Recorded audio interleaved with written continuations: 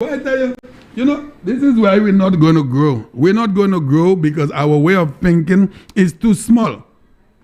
You're saying to me, a head of state, a prime minister, not even only that, the man's father has worked hard, he has suffered, but he has been able to come out through the other end as a successful businessman. His son has a birthday, his son has a wedding anniversary, his son, he could just say, son, I am buying you this watch. I'm not saying this is what happened. What is wrong with the man's dad buying him a watch? What is wrong with the queen giving the man a watch? What is wrong with the man getting a gift? Well, what I'm saying, sure. Come on. Listen, I don't want to dwell on that because that's real, petty stuff. Well, last night I had a conversation with a lady, old enough, yeah? And she said to me, when she was growing up, her father told her, Léo ou ka koute politicien. Koute bien. Oui. Et vote by sa ki ka do ki plan ini. D'avoué. Pas jamais voter by qu'est politicien qui do je sais politicien malheureux. That's a real talk. And you keep hearing that a lot, eh? That's a real talk. Malheureux. Colin, the record does not show you that. Listen to what you just said there. And boy, I tell you, as you go older, you hear different conversations and you get a little more educated. These guys have always said that you say gouvernement Maliwe. So they have identified their supporters as Maliwe. But have they said that they themselves are Maliwes? They have not. Have you heard any one of them saying, Mwe, Kenny Anthony, Mwe sa Maliwe? Have you ever heard them say that? Nope. Now, you remember they'll always listen to the programs, so I'm certainly sure by next week you will hear one of them saying, Mwesa Maliwe. You know what I'm saying? But we have never heard not a single one of them saying, Mwesa Maliwe memko. Ek mwese te awiva des, voila place, but mwategata baiko CCC. No. But they want to let the people believe that they are Maliwes, but they themselves, you say, we shall. Anyway. You could tell, man. You could tell these fellas are desperate and they clean up any little thing. Any little thing to get mileage. But that is not going to work, Charlie. But caller, I'm telling you the level of threats that have been going on and people are looking at it because it's an election year. I am not looking at it that way. A threat is a threat. And we have seen the threats now has taken another level where persons are doing the thing they act on their own, even politicians. Now, yesterday when I called and I asked this officer, if a report is made at a particular place, and when you get there, the individual report is not there, what happens? And you see, try to twist it around and say all kind of things. The report was made. Have they gone? You see, again, like when I said they've been selective on what they report, he got offended. Mm-hmm. And it is true. It is true. You could say it. Well, I don't think he got offended. He was trying to... Come on now. Bugla party, as is all idea, as is all her questioning. Have they ever questioned this gentleman? Have they? You have any reports of that? Well, I'll tell you something. And I did a little research. Someone said that when the call was made to the police, when they got to the church, Mr. Henry was not present. The police proceeded in going to his home where they found him at his house, but he was still not brought in for questioning. And I know that is what you're asking. Why was that happening? Why was he not brought down for questioning, and why have we not heard anything? Exactly. Now, let me go further, one step back. Remember when they took in the one that host on Tuesday night, right? Uh-huh. They took him to the railway station. Yeah. That was in connection with those vehicles, right? Mm-hmm. Now, you know what's funny? And with no offense to anyone, Mr. Frederick could say champagne on his program. He could say other names on his program. But for some reason, we cannot say his program. We have to give different dialects, different this. The one that it's was... not like I cannot say... No, not you, not you. No. I don't want you because you're the caller. I can say Mr. Richard Frederick. I could say Richard. I can say Frederick. Why? Because he has said champagne. And when he says champagne, he's referring to me. I don't have any disrespect for the man, but I'm telling you some of the things he's doing, it is not right. You cannot continue to lying people. I don't want to use the word lies. Just denigrate people. on a program every time, not even acknowledging that there's a bigger person up there listening to what you're saying. And I sent a message out to him on Wednesday on the program with Sir Michael and Mr. Peter Jones. I said, money and education is one thing that all of us would love to have. But there's a bigger picture. There's a God that listens to everything we say. And one of the 10 commandments says, thou shalt not bear false witnesses against thy neighbors. You cannot just continue to spread lies on people, brother. And to try to tarnish people's names, their reputation. These things are not good. One of these days, you will pay for it. This is why I'm careful here.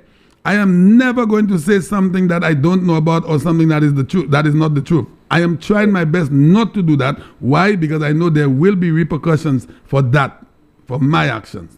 And I'm sending the message to him again. I know the man very well. Him and I, we were on the same political party. He may not consider me as his friend today because I'm on a different side with him, but I have no issues with him.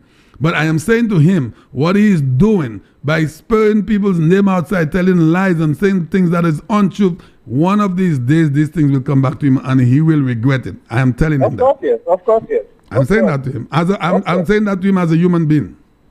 Of course. Now, to my point, Chumpy, he was brought in, right? Mm. Why the other one was not brought in? That's a good question. That's a good question.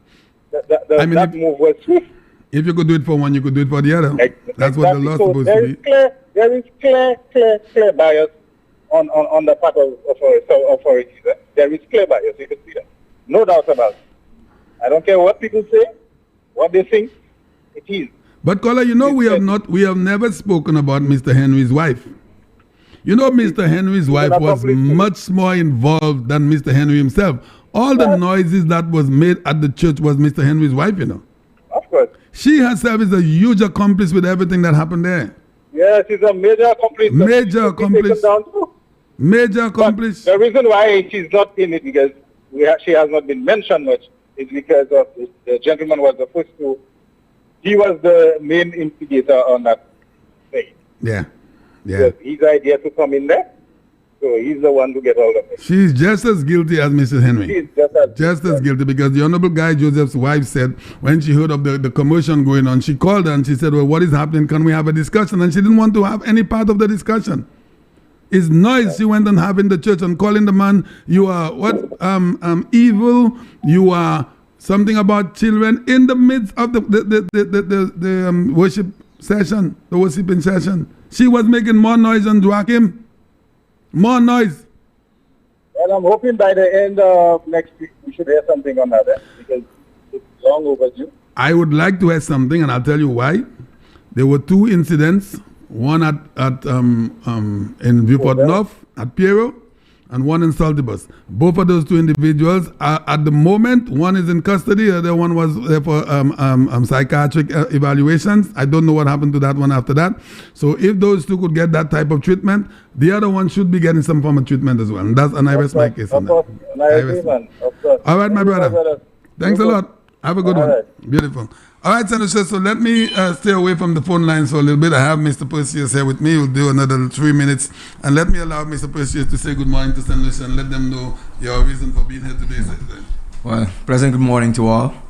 And my reason for being here is we are thinking of having a program on a Sunday afternoon around 2:30 thereabout. And we are thinking of starting on the 6th of next month, God's willing. And I promise you it's going to be an inspiring one, where we're going to preach the gospel, where we're going to pray and ask you to send your requests so we could bear you up in prayer as well. Yeah. All right. So there you have it, Senator. And Mr. Perseus, Mr. Albert Perseus is also one of our prayer people here at the end of the month. As a matter of fact, that will be the last Monday of this month. And we have put a program together. God always has to be in the midst. We could speak our politics for the entire 6 days of the week, but on a Sunday or on a Saturday, we have to acknowledge God. We have to acknowledge God every second, but there's a special day that we acknowledge the great God. So first, Pastor Albert Perseus will be here on the 6th that he has said of June. That is in another 3 weeks, where we will have a beautiful religious program here at about 2 o'clock up until 4:30 thereabout, where Mr. Albert Perseus, so I'm just showing him the little bit of operations here at the console and the phone lines. So you will hear this voice, and I hope that you could join in on June 6th. and where you could call in for special prayers, you could call in to sing a song, you could call in to whatever you'd like to do religiously, and it promises to be a great program. So we wanted to put this in. Any last words, Pastor, before you leave? You want to say anything else? Because I know I have shown you a little bit, but we have some Yes, I just want to encourage the nation. The event that has been put together by the authorities, that is the prayer and fasting that is coming up. I just want to encourage the nation to be part of this, because I strongly believe this is a program that is needed. This is what we need at this precious moment. Amen. Prayer for our leaders, prayer for the community, prayer for the nation in general. And I know that God is going to work on behalf of the people of St. Lucia. Amen. All right. Well, thank you very much, Pastor. And St. Lucia, you will hear his voice again on Monday. Well, not this coming one, the next one. And then after that, on the 6th of June, he has a special program, about 2 hours, 2.5 hours on a Sunday afternoon, where you could join in and listen to a beautiful religious program. Beautiful morning to you. Hello. Champagne. Good morning. Good morning. And you are cut off your phone when you pick it up sometimes, and then it is just cut it off. So just a reminder. Sometimes you instead of you answering, you put it back down. So just a reminder of when you pick it up. You say what we do? What we cut it off? You pick it up the calls, and then if somebody else is on the line, you automatically drop it down. Well, what happens there is because of the constant ringing, we are already on a WhatsApp call. I know, but instead of you holding it, you disconnected it. Oh, okay. Yes. All right, I see what you're saying. Good morning. All right. You want to say a special good morning to my pastor here? Yes, good morning, Pastor. Good morning. Have a pleasant day, Pastor. A pleasant good morning to you, and thanks a lot. And you too. You're welcome. Yes. All right. You got any calls yet from anyone in library? No, not as yet, Champagne. No calls? Somebody called you? No, not yet. Well, I'm still waiting. As like I told you, I'm just trying to help the situation. All right. All right. Champagne, I have a little comment this morning. Yes. By listening, I didn't really want to call, but I had to call to make a contribution. I don't believe that, and I talk general, that we understand the politics of St. Lucia. Mm-hmm. And I'm hoping and praying that this kind of politics we have in St. Lucia will change. We cannot go on like this. Mm-hmm. This politics we cannot continue this kind of politics. It's not a nice thing. You've been attacked, family being attacked, and this needs to change. If I am the politician, you should attack me and not my family. I agree. So this needs to change. Mm-hmm. Also, a small thing about the media personnel. We have seen a lot of people on the media talking about different things, hurting people, saying lies. I think people should be trained before coming to the media. Professionalism means a lot in the media. It does, yeah. Because by saying something wrong, somebody can take you on, you can get sued, you can get... And some of these comments are not nice. Mm-hmm. And I think St. Lucia needs to work on that also. Because, the world is listening. And we call ourselves... we are praying people. We don't call ourselves. We are praying people. And there are a lot of things that need to be changed, and I think they should do that. Champagne, a little more on the police. When somebody is being investigated, does the police come out and say, are they investigating or not? Not in recent time. I have not heard them say that, no.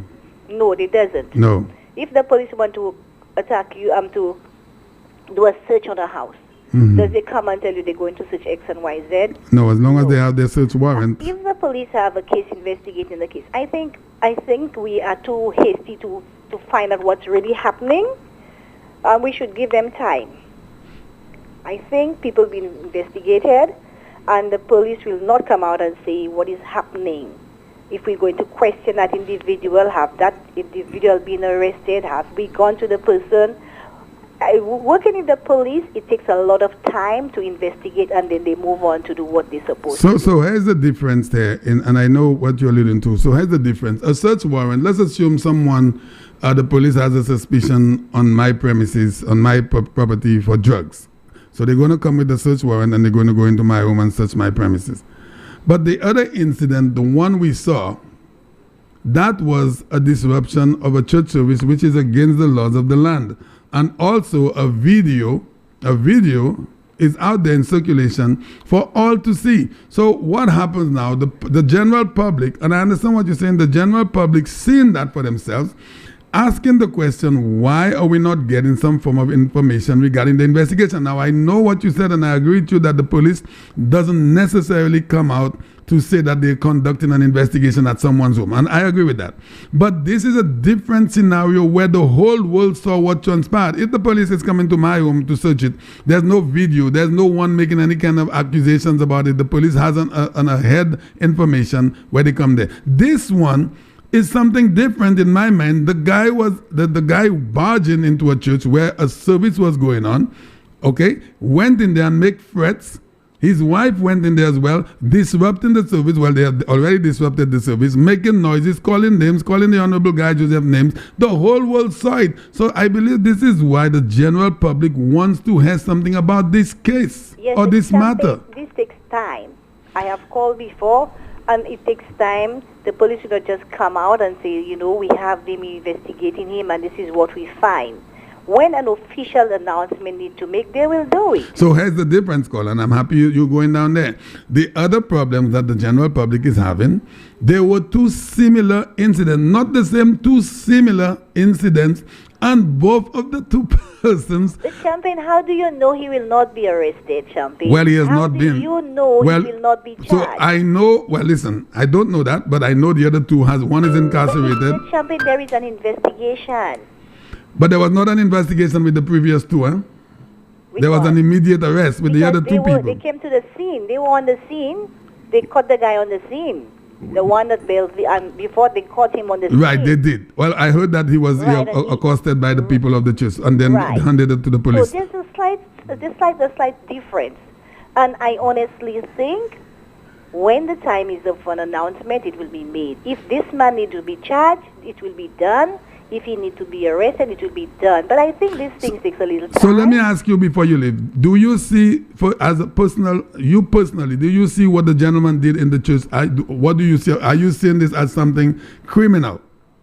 I cannot say what it is, Champagne. But the books of the law says it's against the law, but it's against the law. It is a criminal offense. It's against the law.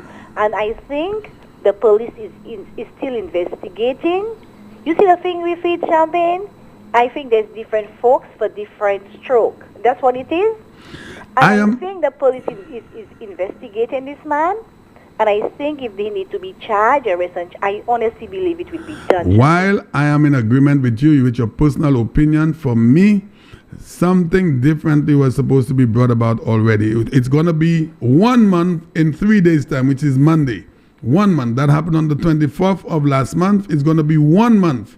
And I know the investigation sometimes, based on all the pieces put together, will take some time. I understand that. I'm not in law enforcement. I am saying, people are saying, what about the two other cases? And this is the problem. If there were no other cases in that regard, people would say, okay, there were two other cases after that caller. This is St. Lucia with Delivery Champagne. And let me say something. Maybe if it was me, I would be arrested just at the same time. The individual should not have done that for someone of that stature, someone that is running for public office to... I agree. I would not... I agree to that. That's fine. An example needs to be made. And you know, you have always called this program and said, and we have had beautiful conversations, you have always said, examples need to be made. And you remember you said those words? I did. So in this case, the man broke the law. If it was me, the police would be here on Sky FM this morning asking me to come down to the station. I'm just saying that. How do we know that he's not going to be arrested? Well, we don't know. I'm waiting because I know he broke the law. I am waiting. I'm just saying that, we have been at that. Like, he should be arrested. I'm saying, how do we know? We don't know anything about how the police is doing. Now, I have not said... The Honorable Guy Joseph have reported the matter. Oh, yes. What next? All these things have to come into consideration before. Call out for the man's stature. It's someone that wants to run for public office, and anybody that breaks the law should be taken in for questioning. I'm not saying for they be arrested and incarcerated. They need to be taken in because it's the law. If it was me, I would have been arrested already. But, so that is my point. So what is that? Okay, so now it's exciting because we do not know. So now, I mean, I'm speaking because I do not know exactly what is happening. So what is the difference between you, caller, and the gentleman? Well, there's no difference. We're human beings and we break the law, so the same supposed to apply. So why do you say? So why do you say if it was me, I would have been arrested already? Different books for different strokes, babe. Okay. Oh, you know what I'm trying to say. I understand you. I understand you. Right. I don't want to be clear, but I want to be okay. babe. Yes. All right, then. All right, darling. Have a great day. Beautiful. Yeah, thanks a lot. All right, great. Thanks for holding, caller. Good morning.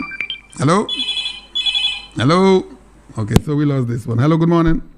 Yeah, hello, good morning, Champagne. Good morning, sir. Champagne, it's something, I don't know. I know this is a party political station, but I heard you said something which have me to wonder. You're saying that a prime minister, general prime minister, can accept gift, a watch, or anything. No. I didn't say he can accept. I said that persons could make a gift, could give the prime minister a gift, his father, a president. That's what I didn't say he can accept it. I said he could be given gifts. I never said about accepting. Okay, he couldn't be given gift. And do you think he should accept it without reporting that to the state? I know they have an agency that if a minister or anybody receive a gift, a state worker, they must report it to some commissioner or the other. Right. Now, I know there was an incident a few years ago where George Odlum received the gift and he was asked to take it back. Now, I don't know in what context or what area that a member of parliament should accept the gift. I've never been a member of parliament. I know the law says something against that, but I don't know. But how would you know if a gift is given to the prime minister if he doesn't say it, or if the person that gives it to him doesn't say it? If the citizenry know or seen or suspect, he went to a conference and he's given a gift, or he went to a conference and he gets a flight or ride wherever, this must be known by the state, because people can buy you out, can buy state out, can be corrupt, can do things. So there must be, I'm just saying there must be checks and balances. Yeah, I understand. But when you said like this is nothing, or the guy who was speaking to you, like that's nothing, that's normal. What's no. He was indicating that. Hold on. We were saying the prime minister's father, and we all know it is not to brag. Hold on, Nicola. Okay, I don't want to go with the prime minister. So you're saying the prime minister should not accept the gift? Is that what you're saying? Hello, Champagne. I know the political. I'm not speaking specifically of the prime minister or anything relating to the prime minister. I directly, Alan Chastity. I'm not going to go for it because I know the political. Yes, party. okay. But you are saying, and the other guy was saying, and indicating there's nothing wrong in the whatever prime minister or the leadership of any country accepting a gift. I am saying there's a problem with it, because there can be corruption, there can be sellout, there can be things. That gift must be recorded in somewhere that they accept it, and it can't just go on a flight. You know how the world is. So to say as if that is trivializing it, to say like that, that's nothing. So the prime minister cannot go on a private jet, right? I'm not saying no. Hello. It has to be reported. Yeah, he can just, you see, because we.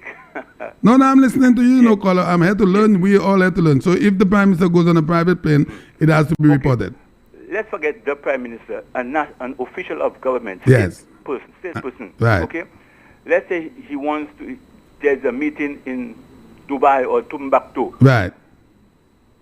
If he is going on a flight, it must be booked by the state, known by the state on what's going. If a business person give you a flight, it could be a quid pro quo. You may want a gift for that. So the state has to make sure that when those things happen, that we as a country or we as a Caribbean, be careful of who we accept gift. And if it did, and I think it was right when sometime ago a foreign minister got a watch, it must be reported in. Okay. So we will safeguard ourselves from this kind of thing, because you know how things can get corrupt. I'm not saying everybody is corrupt, but people can sell out, people can draw out, people can give you. I agree with that. Now, I'm not going to delve too much in that, because I think you have a point on that regarding the state people accepting gifts from foreign, and that has to be reported. I didn't know about the private jet. I didn't know that if you was getting a lift back home from a business place, you had to report it. I didn't know. Now, I'm not going to go too much into that, because things I don't know, I don't talk about.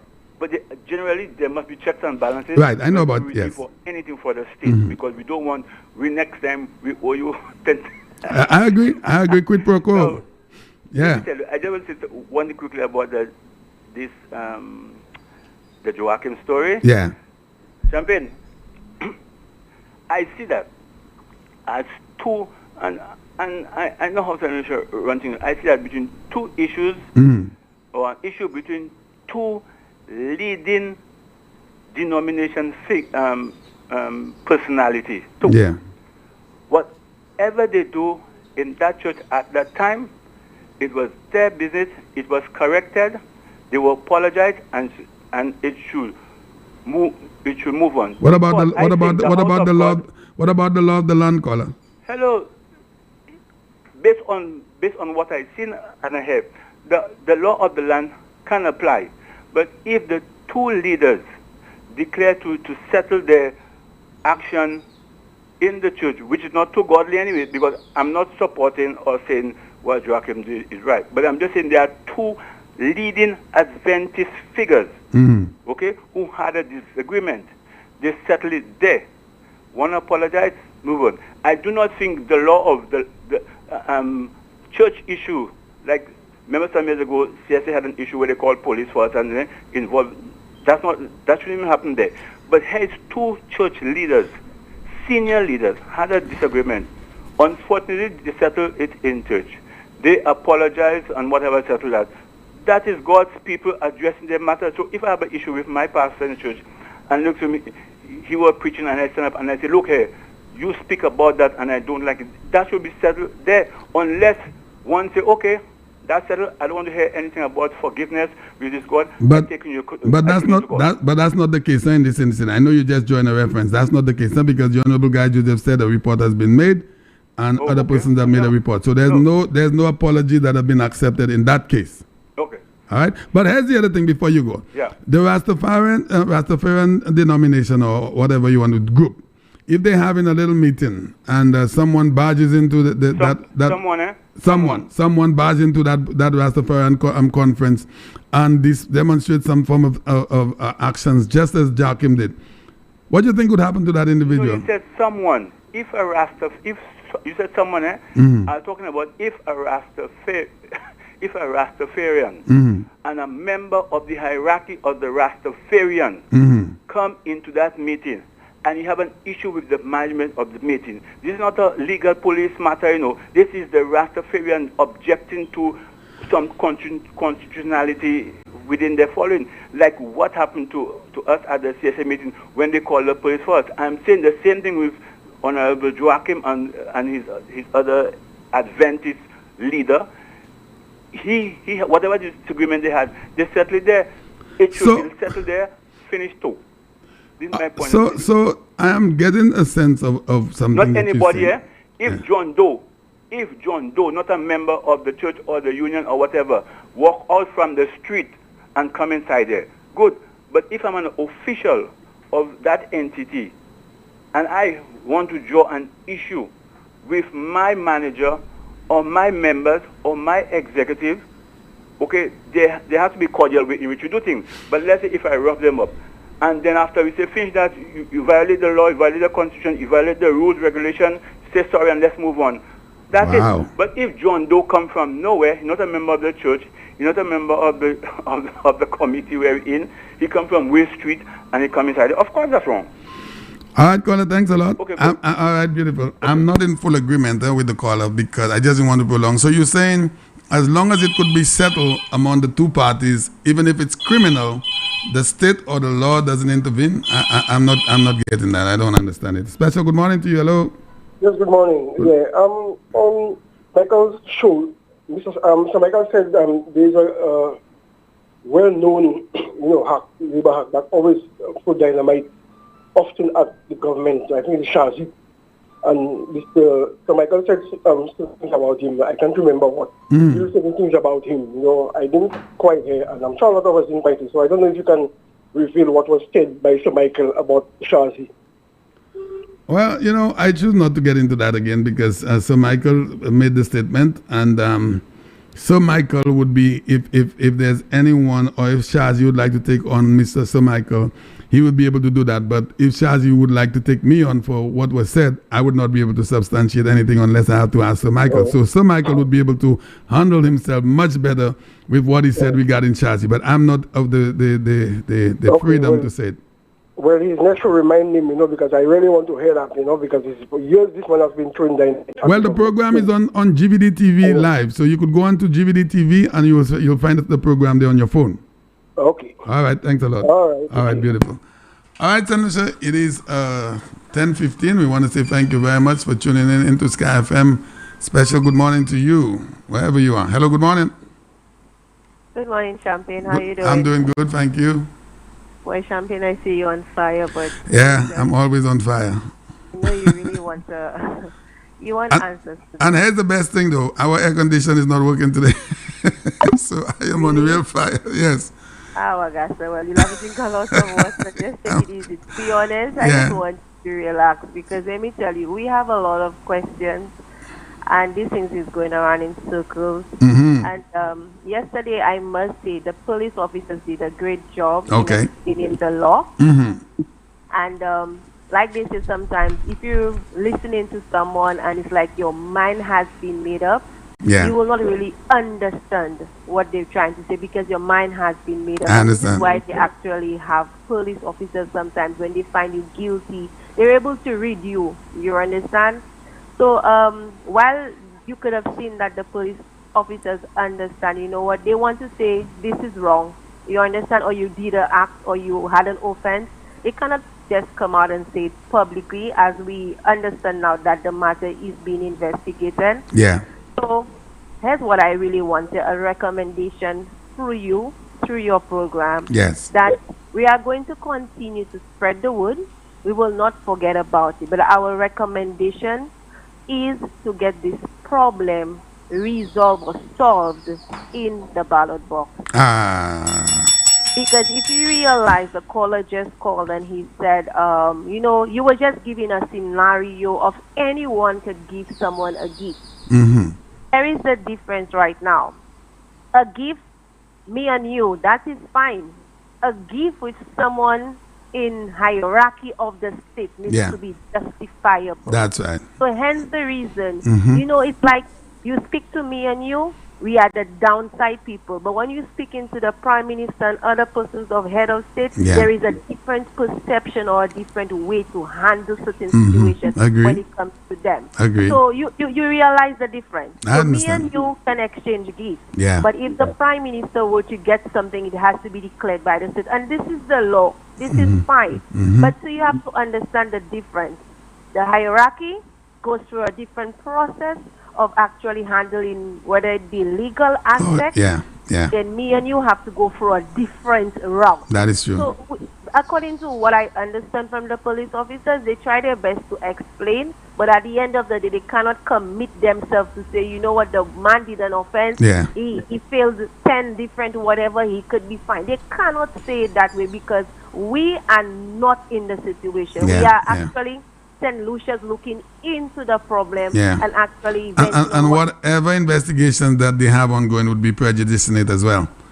Right, exactly. So I understand you really want to come down and give them pressure to actually answer you directly, but they won't. And yesterday I really tried to get the line to tell you, just relax, don't worry, we will take them in the ballot box. We are going to continue to play it in the airways. We are going to continue reaching out to the people to remind them of what transpired, and we're going to follow the case. But the only way we could solve this issue, because that could take years to be resolved. I believe that. So the only way we could get this information or get this case resolved is in the ballot box. There's no way we're going to vote for someone that doesn't even carry discipline in himself. Well said, caller. Member of parliament, and I'm going to vote. You do not even know how to conduct yourself. We're teaching the children this in school every day, and it's like you right now at the head and don't even know how to carry yourself as a young man. So at the end of the day, I believe we should no longer allow this to get to you.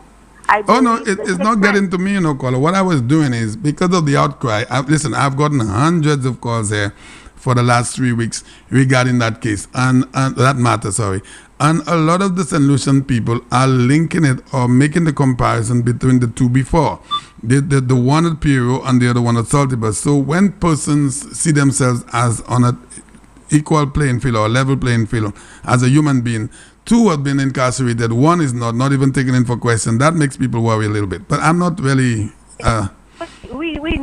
We know what's going on. We will scream until, but right now, just allow the police officer, whomever is investigating the situation. Right now, if Mr. Guy said he have information that it will happen again, please, the public don't mind hearing, but I want to also recommend, Guy, whatever information that you have, pass it on and deal it in the court of law. So you guys deal with your issue. I'm not saying to leave the public out, because we will know, we will find information, but we're not going to make it the center of it all right now. The center of it all right now is actually getting our voters out there, getting them to know where they're supposed to vote, and get out the ballot box. We are going to basically answer all of these questions we have from 1997 in the ballot box come 2020 when the bell is rang. So at the end of the day, we just need to remain focused as St. Lucians. Not about color, but we're looking at progress, and we need to remain focused. All of these things are distractions. Or every single thing that the Labour Party is doing now is a distraction. You have Richard Frederick on another side, more of a distraction. This man is not even a human being. I could say so. One day I'll say who I am. Okay. He's not a human being. This is exactly why he keeps going and put fraudulent statements and getting all kind of archives and creating all these things to just bring people down, because he is a lost sheep. So as he running around in the wilderness, and he's just trying to bring people down with him. But this, again, as we know, he and Kenny have their secrets, and that's the best place for him to be right now. Go and delete Kenny and try to see if Kenny will want him in his camp. Thank you very much, caller. Well said, and thanks for all of the information. Thank you very much. Just going to take them in the ballot. I believe that, yes. So we on the ground too, all right. in our vote. Beautiful. Thank you, caller. Have a good weekend. Now, St. Lucia, let me allow my, well, I wouldn't even say the guest. Are you still going to stay with me, or you? Okay, so Mr. Perseus is still there. He's still watching as we are going to have a program coming on in a little bit of special. Good morning to you. Hello. Hey, good morning, buddy. How you doing, sir? I'm good. Yes. Let me talk a little about the good guy this morning. Uh-huh. Yeah. Let me ask you, what do you think have this country going on right now, the project? What do I think about the projects? Yeah, what are you like? Is the projects that are going on, that have St. going on right now, of course. Yeah. Because with that COVID, without those projects going on, where St. Lucia would be right now. Oh yeah, the construction department has held this country together for the last year with all the projects that is ongoing. That's right. Yeah. Now, most of those major projects, under what ministry they fall in? Yeah, some of them on the infrastructure, some of them on the economic development. Different ministries. Right. Now, Mr. Guy, that's right. So Mr. Guy always say he's looking at that thing more than just documentary, looking at it as a Labour Party thing. With Mr. Guy have all them projects going on, jumping, running, that's what keeps in the country going. Mm-hmm. Now the fellas are angry with Mr. Guy and the Prime Minister for all of those things. So these guys, so they are not lovers of the country, they are lovers of themselves. Because if you're lovers of a country, and there you have in the midst of a virus, a pandemic, where the world has virtually shut down, you have a small country like St. Lucia continues to have little bits and pieces in construction being happening there. So some families are still being able to put food on their table.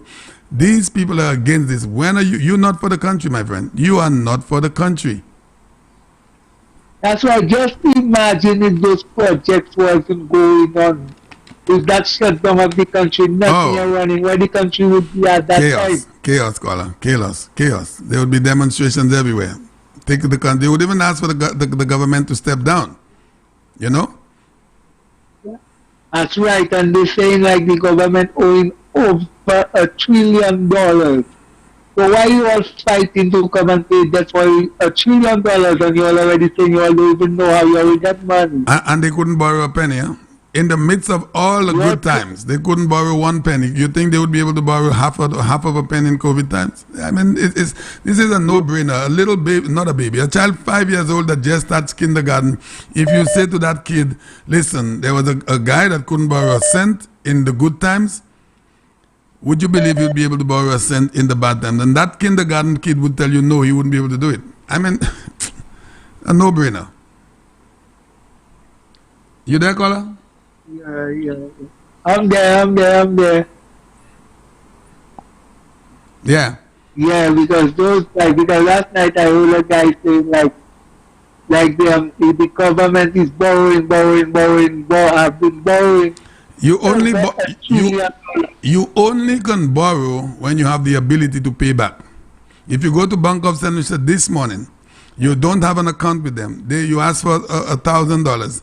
They do the background checks on you. You're not working. Ou pas à payer des sous. Ou pas à manger. Ou quoi banque la ba l'argent?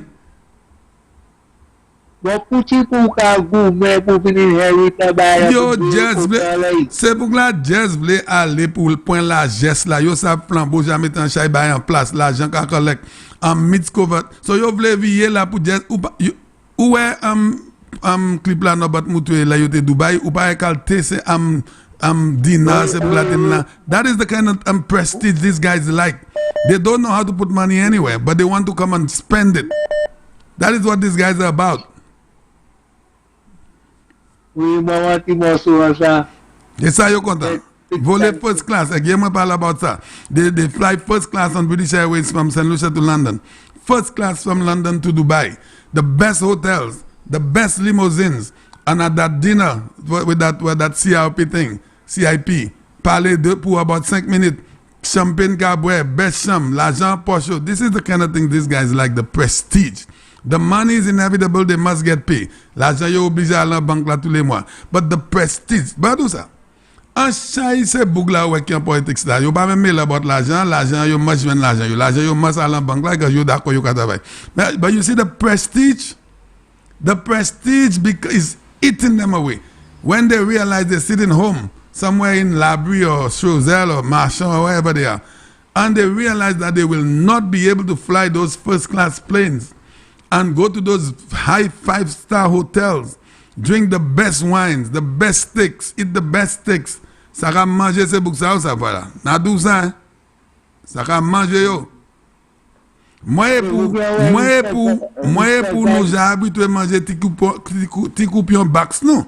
Nous pas ni problème avec ti coupion bax non. So nous pas ni ce problème ça mais c'est bouc ça là yo ka changer c'est belle la vie ça yo ka tuer monde pour ça faut na dou ça. Vous voyez, Mr. Guy, qui a poussé by l'hôpital, qui a poussé by l'airport, by ça, qui a été coffre là, by, ça a mis clou à coffre ce nom-là. But do ça. Est-ce que le Prime Minister give up? Eh bien, il retire, because Prime Minister ça pas certain pouvoir. Là où il dit, OK, ils ont fait assez, laisse ça, moi, il y a un few years passé, Guy Joseph. Guy Joseph qui est premier ministre pays, ça a changé, moi dit ça ici à Odia. Et moun ça dit moi, le Alan Chasney, which is the great prime minister, one day he's happy to surpass Sir John Compton, with all due respect to Sir John. Mais Alan Chasney, le gars give up prime ministership, Guy Joseph, si continue politics, il est premier ministre pays ça. Moi d'où ça Odia. That's right, je suis pas d'accord, pays à calculer tout ça. OK. So he might do ça dia. Nation na kay kuya ko pesa. All right, partner. Well, near bel weekend. So tout bye, okay. Tout bye douce partner. Nous là, nous kay parler about bye la plus tard. All right. Okay, beautiful. All right. Special good morning to you. Hello. Special good morning. Good morning, Champagne. Hey, Pastor. How are you, my friend? Good morning. Good, doing good. Blessings on you Yes. and all the listeners of Sky FM. I have your soul. I have your soul just sitting right next to me. Ouais, moi, ça vit là, ça qui va la couiller pour dire comme ça, qui, ça vit qu'elle va y avoir contribution. Oui. Et pour regarder forward, ce programme-là. Oui. Et puis pour porter, bonne nouvelle, bah, c'est mon nom dehors. Oui. Expressément, entre ça, Pasteur Persus, bonjour. Bonjour, Pasteur Wally. Oui, mon côté devotion là, bon matin, mon béni va devotion là, bon matin. Yeah. Chambé, Yes, in sir. this time and age we are living, Yes. as we know that the prayer for the nation, a day of prayer and fast on Monday, Yes. and I heard Pastor Petrus talk on that.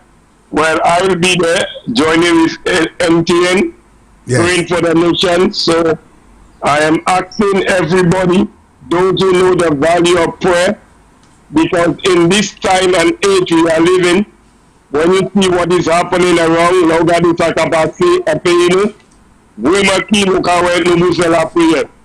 On a prié à ces nations, la prière à tout le monde qui connaît valeur la prière pour sortir et puis prédier. Même si on passe à aller à ce station NTN, mais où ça presque à un moment est prédié. Et on comprend que sans la prière, nous savons qu'on était grand monde nous prions ça. So, nous avons demandé tout le monde. Alright, and when I look at, the man with the vision for the country who can call prayer, our Prime Minister, a man who fears God, a man who loves the Lord and loves the people of God. And the scripture that is quoted is 2 Chronicles 5:17. That said, if my people who are called by my name, and remember Champagne and our listeners, Pastor Precious, at one time, St. Lucia was called the Helen of the West. Loving people, and we are still loving people. Humble ourselves and pray and seek thy face. He said, then turn away from our wicked ways. There are wicked ways in this island. We need to turn away from it and thank God for the man who had that vision. Yes, sir. All right? To take a man who fear God, a prime minister who fear God, to call a day of prayer fast, and who knows the value of prayer. Praise the Lord, that he can call the nation for prayer. That is a man who fear God. So I am asking everyone who believe that there is a God, who believe that God answers prayer, who study the door and pray the atom. Amen. Pastor Persus looking forward. And as you know, the Monday, the 24th, is the holiday. And then the following Monday will be back on the air for prayer for the nation. It's Sky FM. So Champagne, Looking forward for this as well. we're looking forward for you to hear you pray on Monday. Okay. All right, Pastor. I can pray, not for long, but I can pray. I know. No, it can be, Father, I thank you. That's You right. don't have to pray long prayer, my brother. All There right. are people who pray long prayer and God don't even hear them. Amen. All right? Amen. There are the short prayer, the medium prayer, and the long prayer. That's right. Okay? So Pastor Persus is looking forward, my brother. Yes, For All that right. day you will be starting your program. I will Amen. be there with you. I support you all in Jesus' name. Be blessed. Amen. Thank you, Pastor. All right. All right. And that was Pastor right. Wally, as he said to you that he will be part of the prayer for the nation on NTN, and also he's going to be here next Monday. Hello, good morning. Hi, good morning. How are you doing? I'm doing good, thank you. Okay, I'm calling from Florida. Yes. I spoke with Dr. Secret, I think it was either Monday or Tuesday, Yes. and I called and asked about getting my ID card to vote, because we have a couple of us that are coming down, but most of us do not have an ID card. And he said that the lady that was going to be on, I think on Wednesday evening, was going to talk about it. Miss Charles, yes. But I didn't hear anything about it. hmm Now, I was supposed to have a representative from the electoral office here with a special program, but they have said to me that they're not quite ready. So would you like me to gather some information? What would you like me to get? Okay, I need to know whether or not I can get my ID prior to me getting into St. Lucia because of all the restrictions that you'll have right now. If not, how long will it take when I get to St. Lucia? So where is the old ID? Do you have it with you right now? No, I left St. Lucia when I was 18, so I never got an ID card. Oh, I see. But I do have a St. Lucian passport. Right. Well, but my St. Lucian passport is did you ever vote? Have you ever voted before? No, I have not. Oh, you have never voted. So there's a process. You will have to be registered at a particular constituency. What area of St. Lucia are you from? Hey, I'm going Guy all the way. Cashew Southeast. All right, so there's a process. I'm going to inquire on the process, and I will let you know on this radio station. And I'm certainly sure there's a lot more St. Lucians in the diaspora that have that same issue. Yes, so we have quite a few. Yes, we will discuss it here. I am going to inquire some information on that. For those who have never voted but would like to come home to vote for the first time, there's a registration process and everything else. I'm going to get that information and I'll let you know about it. Okay, and one other thing, I would love that if the government could do it prior to us coming down to vote. Yes. Is cut back on the how you call it when you get home. The quarantine. The quarantine. Yes. Yes. Because I'm fully vaccinated. Because of my job, I'm fully vaccinated. Right. To me, if we come down with that card, we get the PCR test prior to getting into St. Lucia. Yes. When we get home, we get another test. Yes. We go into quarantine until the result of that test comes out.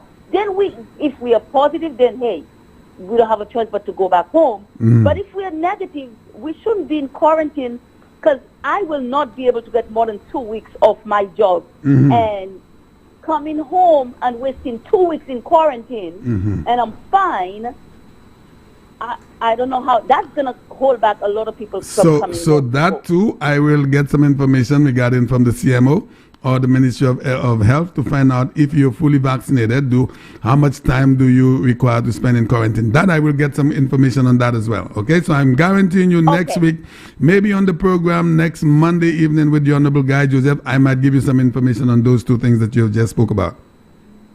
Okay, and keep on doing the good job that you're doing. Thank you very much. I get lots of ammunition for when those labor people... I mean, I'm being attacked on Facebook daily. Yes, I know. Because I post everything flubble. I don't care about these people, seriously. All righty, thank you so much. Thanks a lot, and keep on the good work. Continue to show your colors, okay? Hell yeah. All right. Enjoy your day. All right, bye-bye. Beautiful. All right, we have so many people in the diaspora that would listen to me. I think it's going to be a record attendance for our beautiful people coming home to vote these elections. Special good morning to you. Hello. Well, good morning. My brother. Boy, I just want to commend you on this morning. Yes, thank you. Yeah, program is lively as usual. Yeah, boy, I tell you. There was a gentleman you were going to and fro with. Is it the same gentleman who used to work at Radio St. Lucia? He wanted to be here, you said? You had a back and forth with him as far as the gift, the watch is concerned. Oh, yes. He sounded like someone I've heard before. I could not recognize the voice, though. He sounded like someone I thought I'd heard before, but I don't know. And you see the turn he took on Joachim Henry. About the church, the denomination. To bring it to a level playing field, you know? No, I did not stay with him too much because I didn't understand what he was saying about that. So basically he was trying to say to me that if there's an altercation between an organization and it becomes criminal, maybe that's what I was getting, that the law should not intervene. I refuse to accept that. He made some reference to something with the Rastafarian. The Rastafarian will not, you will never go, even though he's another member, to go in and disturb their service. That will never happen. Well, we must never say never. You never know. You never know. Well, but we're giving them the benefit of the doubt because they are really great people, nice organization. You have never heard them in any kinds of nonsense. No, I'm Yes. saying Yeah. you don't go to their things and disrupt. Exactly. Okay. Yes. I want to, biblical principles. The rules is to protect good and punish evil.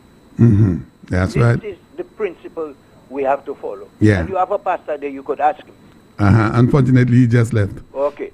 This is the principle we have to follow. A young lady gave a tremendous contribution. Oh, great stuff. Great stuff. She always but does. I am not in agreement with her In what regard?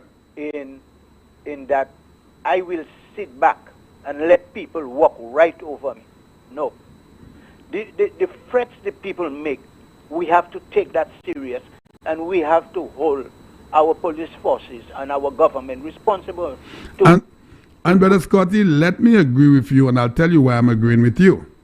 In the lead up to 1997, the elections of 1997, and you know, I know, those of us who were around know, you know what a guy told me you witnessed with all the banana cutting and the plantations being destroyed and the banana sheds, people being threatened. A guy told me the day Sir John was coming in, when he was accosted by revelers or warriors or whatever you want to call them, a guy came out in Richfond on the stretch there in the gas station area with a bamboo. He recognized it was Sir John, and he rammed it through the man's window. Okay? I could say that clearly because the guy said something moins sadusa. He rammed it through the window. It did not get to Sir John's head. The police, seeing that, had to come on at the back of a vehicle with rubber bullets.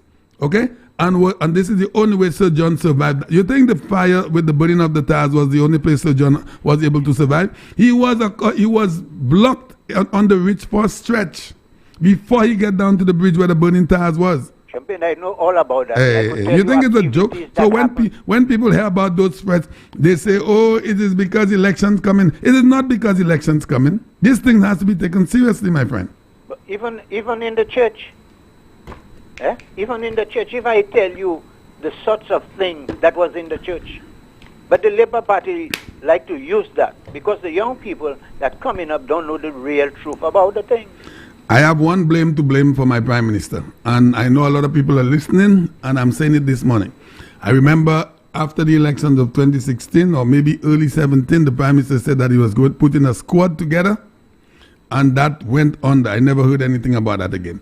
We need, and I will say it again, this country needs a security level up higher than what it is today. But I have all the admiration and respect for the police. We are not living in heaven.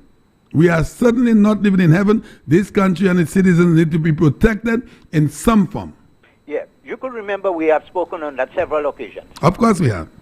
And I always make reference to Trinidad, St. Nicholas and Vincent.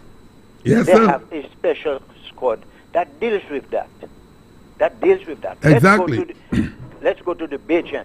If a Bajan is deported, the police has all the information, you know. They should know why he is deported. If it's a criminal act, rape or anything. Now, if this man is deported from Barbados and make a statement like that, he should have been arrested.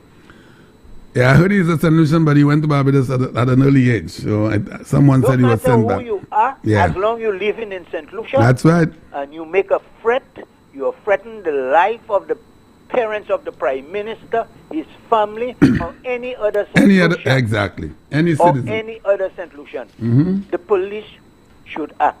These people should be arrested and questioned. I'm not saying it could go any further, but they have to be brought down. I agree, my friend.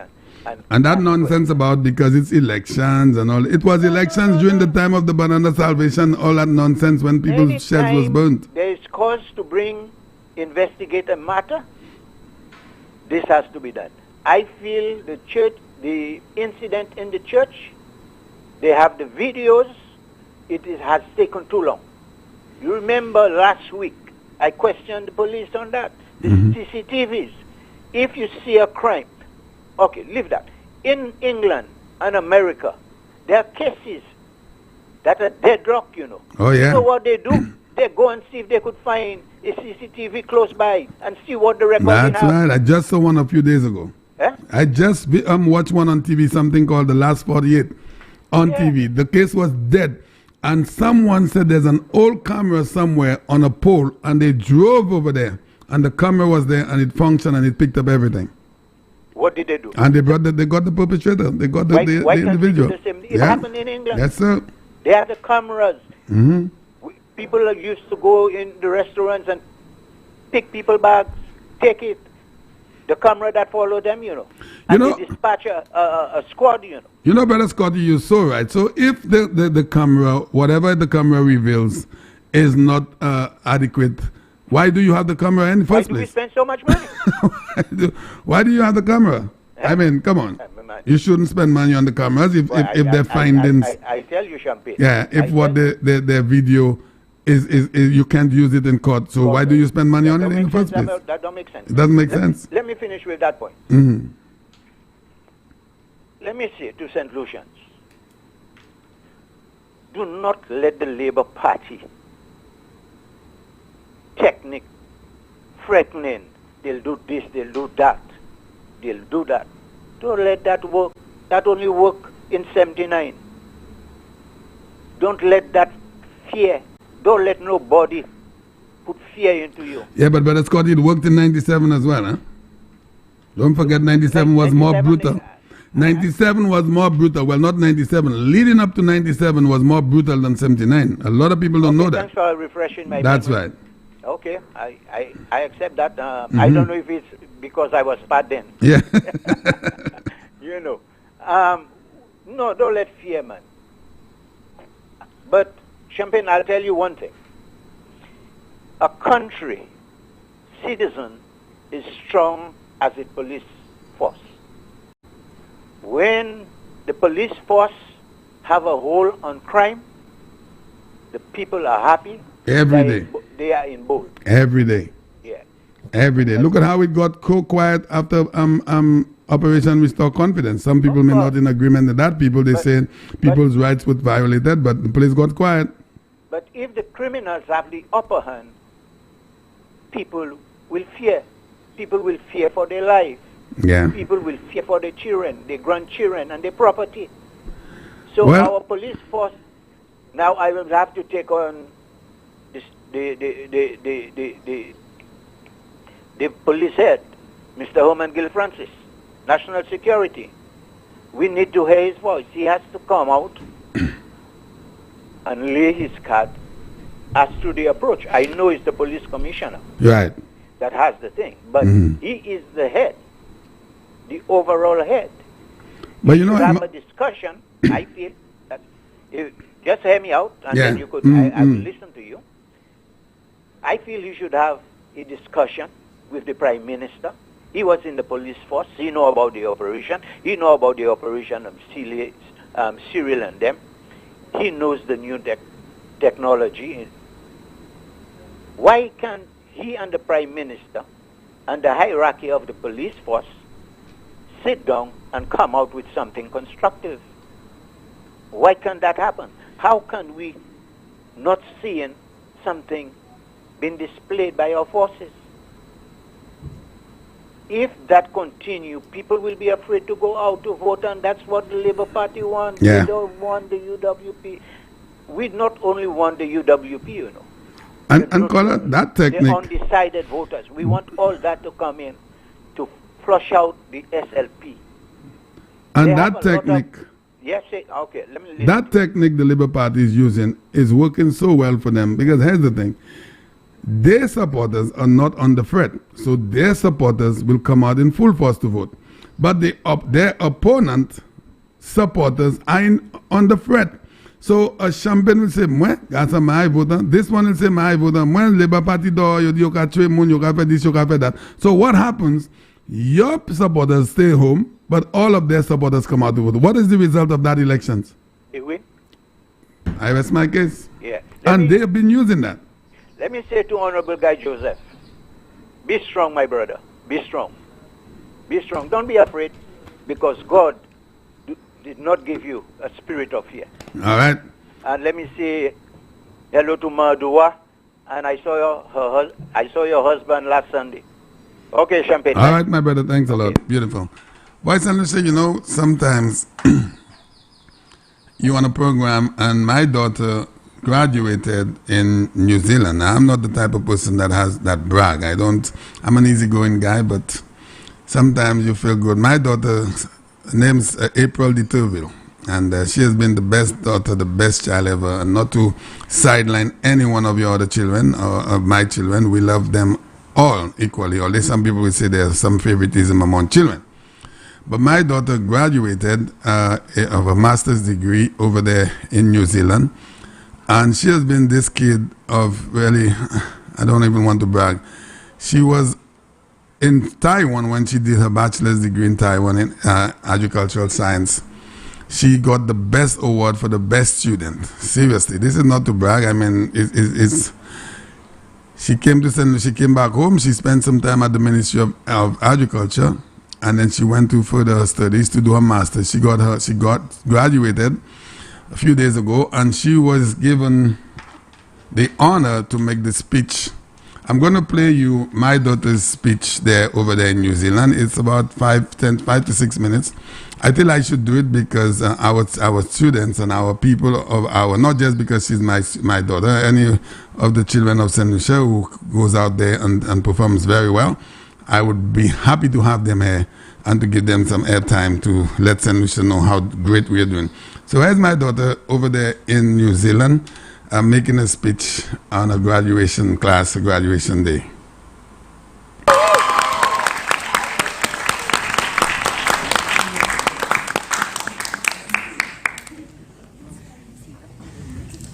Deputy Vice Chancellor, Students and Global Engagement, Terry McGonigal Dali, MFAT Divisional Manager, Andrew Neitz, MFAT Scholarship Policy Officer, Emily Alexander, Deputy Mayor, Palmerston North City Council, Aisha Rutherford, Manager of Student Life Services, Mark Rayner, Manager of Student Admission and Fees, Diana Kessler, Manager of Global Engagement, Angela Drake, Mass University faculty members, family, friends, and fellow students, good afternoon. Today is a day to be grateful and inspired. My name is April de Turville, and it is indeed a privilege to be able to address such an illustrious group of people as we celebrate our journey here at Massey. When Jamie called me and asked me if I would be willing to give the address for the ceremony, my response to him was, sure. He said, are you okay with it? And I was like, I'll be fine. Actually, I was terrified. I hesitated for two reasons. The first was me being in a complete state of shock and greatly humbled by the fact that I would be entrusted with such a noble task. Thank you, Jamie, for trusting me. You should know that this is my first speech, so I'll try not to let you down. And the second was that I wondered what I could possibly say to a group of people who came into the programs when the world was one way and who were about to leave when everything was so different. And for these reasons, especially for the latter, I could only come up with these words: there is always hope. When I started my undergraduate degree in 2012, I was like a child preparing to take a huge examination, and the world was my examiner. My mind ruffled with thoughts of angst and excitement. At the time, the world was so big and intimidating for a 19-year-old girl from the small Caribbean island of St. Lucia. I had never traveled outside of the Caribbean, let alone I was about to travel to Asia. And after saying goodbye to my parents at the airport, too excited to shed one single tear, halfway into my flight, I realized that for the next 4 years, I would be alone in a city, and the only phrase that I knew was ni hao. Since it was too late to go back, I decided to cry instead, and I asked myself, how could I possibly cope? Just like me, many of you have gone through similar situations. And though it seems like a tumultuous wait at the beginning of the journey, we arrive at our destinations. And day by day, moment by moment, our hearts open up to friendships and experiences that allows the world to somehow become easier to reach and perhaps easier to love. The late American novelist James Baldwin said, "Not everything that is faced can be changed, but nothing can be changed until it is faced." Our Massey journey was a new experience. Similarly, we had a chance to add on to an already impressive legacy, and for others, a chance to start over. We were confident yet nervous, and determination and the pursuit of excellence run deep in our veins. In our suitcases, we had packed persistence, strength, and promise, but we never planned or even imagined that face masks, sanitizers, and resilience would be what we would need to be carrying on. Hope glistened in our eyes, and in a matter of moments, news reports, phone alarms, and many meetings after, we stood watching with the rest of the world that seemed so big in the start, our lives condensed into a literal bubble. For many of us students, we had just limbered our way beneath the onset of a global pandemic. We now needed to cope and adjust to presentations and hands raised in class turning into Zoom emojis and shared screens, and how meetups with friends for coffee and movies turned into WhatsApp video calls, Zoom Connect groups, and Netflix watch parties. We needed to find things to occupy the day, and still thoughts of how this would end, or if it even would, stirred our minds. We had a heavy burden to carry, not only for ourselves, but in the midst of this pandemic, we also worried about our loved ones who equally fought this battle with us. We were often unsettled in our thinking of how we would be able to finish our programs, and at times, we held on to a very small glimmer of hope. COVID had changed everything, and for us academics, it was faith, family, coupled with agility and strength that kept us moving. We were able to press through and come back stronger than ever from lockdown, with an ever-blazing sense of victory and triumph. We can go forth and say that we were able to pilot through a war. We received battle scars, and these scars we now wear as badges of honor, as we are all able to sit together right now in this very room. And as we leave this campus with gems of knowledge, wisdom, experiences, and promise nestled in our arms, we look back on everything that made Massey home to us. To those of us who lived in halls, who always swore they would move out but never did, to those of us outside who were often late for our classes, labs, and supervisor meetings. Cheers to the dining hall food we love to complain about and still ate, and the vending machines, which were the personal friend during late night studies, personal story. To the experiments that went wrong and made us cry, to the literature reviews that we worked on for months straight, another personal story. The fulfillment of submitting an 11:59 due paper at 11:58, and then closing all the tabs and throwing the laptop away. The people who paid gym membership for 1 year and only went once. And those of us who went to Pack and Save and forgot our shopping bag and needed to buy a new one every time. To those who always missed the bus back to Massey, those who fell asleep in the library, and the real ones singing in their offices and talking to their families back home and dancing in the hallways late at night. These are the days we will always remember. Massey was home, and it became so with the bonds and friendships we made. We laced them up, and they became the decor we came home to after every tiring day. We sometimes reflect and think that the pandemic took many things from us, but it also restored a lot in our humanity. We have built ties with people from all over the world. We laughed together, cried together, and cheered each other on. The Zoom meetings allow professors and students to become even closer and knowledgeable about each other's lives. Colleagues became a little less competitive and more supportive, and families became more loving and considerate to one another. Hope, which had seemed to evade the minds of many, were once again woven into the strength of our social fabric and the manner of our spirits. We had become each other's personal cheerleaders, and as we continue to fight through the uncertainty of the future, we hold on to the fact that there is always hope. The late Nobel Prize solution author, Sir Derek Walker, said, "Break a vase, and the love that reassembles the fragments is stronger than the love which took its symmetry for granted when it was whole." To my fellow students who suffered any form of loss during their time here, we deeply sympathize with you and hope that you have and are receiving comfort. You have in your world the sort of love that reassembles fragments, which makes us more into who we were ever to imagine.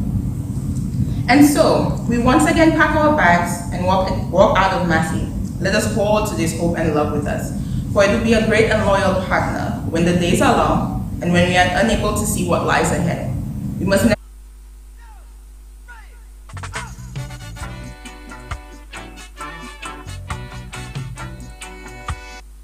and their support. We deeply appreciate you and are forever grateful.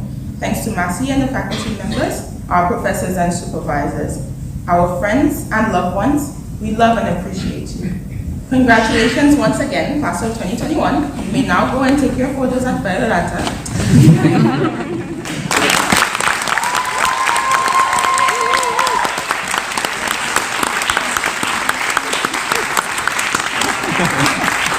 Full coverage.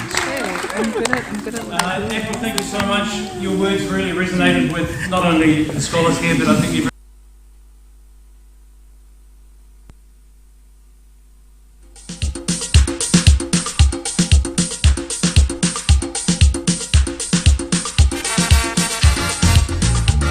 Senator, just wanted to bring that in there. And, you get a little emotional sometimes when you are seeing that kid that you brought into this world have excelled in a great way. So I want to say congratulations to April de Turville, my daughter over there in New Zealand, on her speech.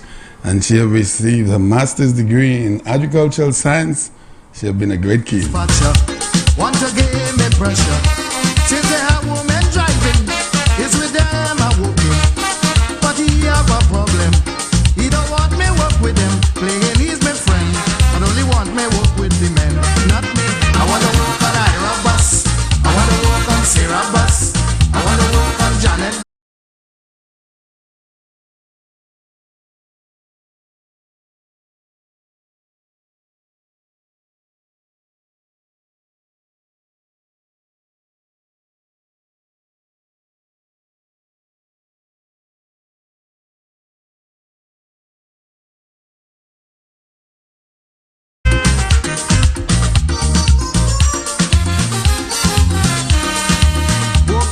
Woman, I never have problem. Everything does work right, from gas to the headlights. They check on the tire, gas, oil and water. They make sure that the bell is working just as well. But when you work with the men, you always have problem. The bus and leave town, but the blinking bus don't shut down. Not me. I want to work on Ira bus. I want to work on Sarah bus. I want to work on Janet bus. I want to work on Margaret bus. Not me on Isaac bus. Not me on Wilshire bus. I just feel the cuss when they put me on a man bus. Alright. Oh, yeah, yeah. Oh, dun, dun, dun, dun.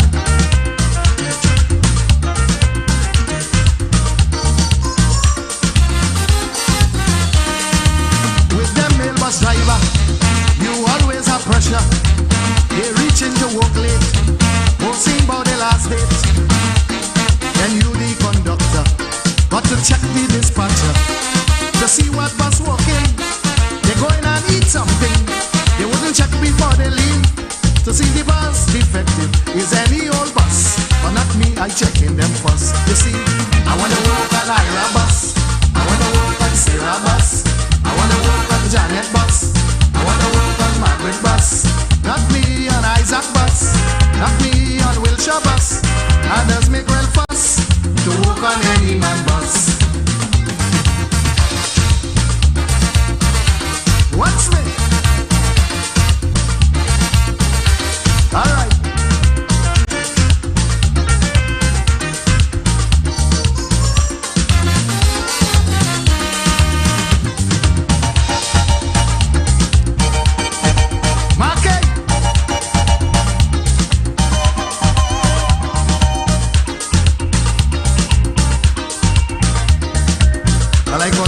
Seen in front of me here. Buses like rain. Big bus, small bus. Old bus, young bus. Fat bus, thin bus.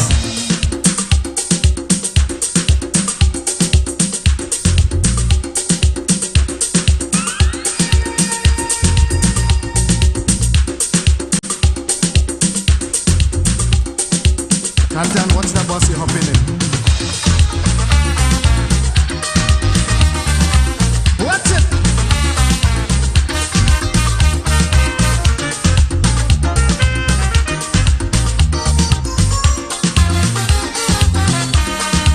Not to feel that poser is a foolish fella. Just because it's woman, I'll work with all of them. I just watch them closely to see who was more tidy. All right, St. Lucia, I'm back in the chair. Let's take a little break for a little bit. Good morning to you, wherever you are. It is 11 o'clock. We want to say thank you for tuning in into Sky FM on a beautiful Friday. From my end, looks like a little gray sky somewhere here and there. But then there we do have a little white something somewhere, but no blues this morning. Beautiful morning to you. Hello. Yeah, good morning. Good morning. Is Mr. Hello? Mr. Champagne, no? Yeah, that's me. Oh, let me tell you. You remember 4 weeks ago, I rang your private phone to tell you I always listen to you all. Yes. And I live in that cafe. Yes. And I know your family. That is right. I remember that. Yes. Right. Yes. Now I heard you guys every day. I listen to that program. Thank you. All the time it's on my vehicle. Morning. I don't even watch much telly now, you know. Thank you. Thank you very much. I have both of them on. Wow. I have the radio and the television. Thank you. Anyway, so I heard you tell Miss Majoba that you're coming down today. Yes, someone made a contribution, so I have to bring it to her this afternoon. All right, but she lives at She lives at Victoria. Yeah. So I'd like you to come and see me. At cafe. Yes. All right, so I should be down there in maybe about 4:30, 5 o'clock thereabout.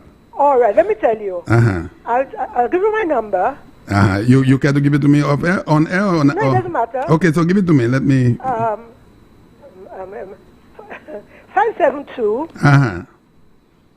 3011. 3011. Yes. Cafe. That's my house phone. Now let me tell you. You know cafe, of course. I know the area. Yes. Yeah. You know when you come down. Listen. I have goodies for you. You know. You do. Yeah, because... Boy, you have to be careful when you say that because Dr. Secret and the other guys will get jealous, matter. you know. Listen, I just heard those stories. Yes. A gentleman is roasting me some nuts. Yes. Some cashew nuts. Fresh cashew nuts. Wow, I love it. So, exactly. So you get some, and then you make my helper get me some coconut water. Oh, wow. So you have that there. Wow. And I can do you a lunch. Oh, boy, lunch. Yeah, I can do a little lunch. Okay. You'll still have something before you come down. Okay, great. Yes. But by the time after 4, you'll be still hungry. Oh, I guess I can do a so. little lunch. So now I have to preserve myself. I'm not going to eat anything from after 2 o'clock. Okay. Then let me tell you. When you come down, you know the Solze Gap. Yeah. You come down by the river. You go up the hill. What are the conditions of the road? Because my vehicle is not that high. The road is good. Okay, great. It's kind so of when you come down by the, my house is not very far, you know. Yes.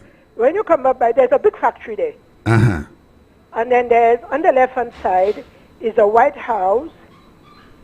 Then there's there's 3 houses before my house. So here's what I'm going to do because just now. But you cannot miss it because my house is on a 2-floor house. Then I have 2 double red gates. Okay. I'm not a labor, but but I love red, and my gates are painted in red. Right. Okay, I understand. So I have 2 double red gates. Yes. So it's not the first gate you miss. It's on the left-hand side anyway. Yes. Going up. So it's not the first gate. The second gate. Right. Then you can put me there. Okay. And then that's my house is there. Beautiful. I will find it. All right. Because I heard you told the lady that you're coming to her today. Yes. So I took the opportunity. Great. To ring you to tell you, Thank come and you. check me. Thank you very much. And I will be there, okay? Okay. So you could expect me maybe about 5 o'clock, maybe around that time. Okay? Thanks a lot. I will call you to have your number. Yes. All right, beautiful. Okay. And thanks in advance for the coconut water and the cashew nuts. I love cashew nuts. Yeah, but especially the local ones. Because the gentleman not here all the time. Yes. So I make him pick it for me. Okay, great. All right, thanks a lot, darling. Yes, all right. All right, See beautiful. you later. I'll see you later. Bye-bye. All right, great. This is our beautiful Sky FM family members. Hello, good morning. Hello. Good morning. Good morning, Champion. How are you? I'm doing good, thank God. How are you?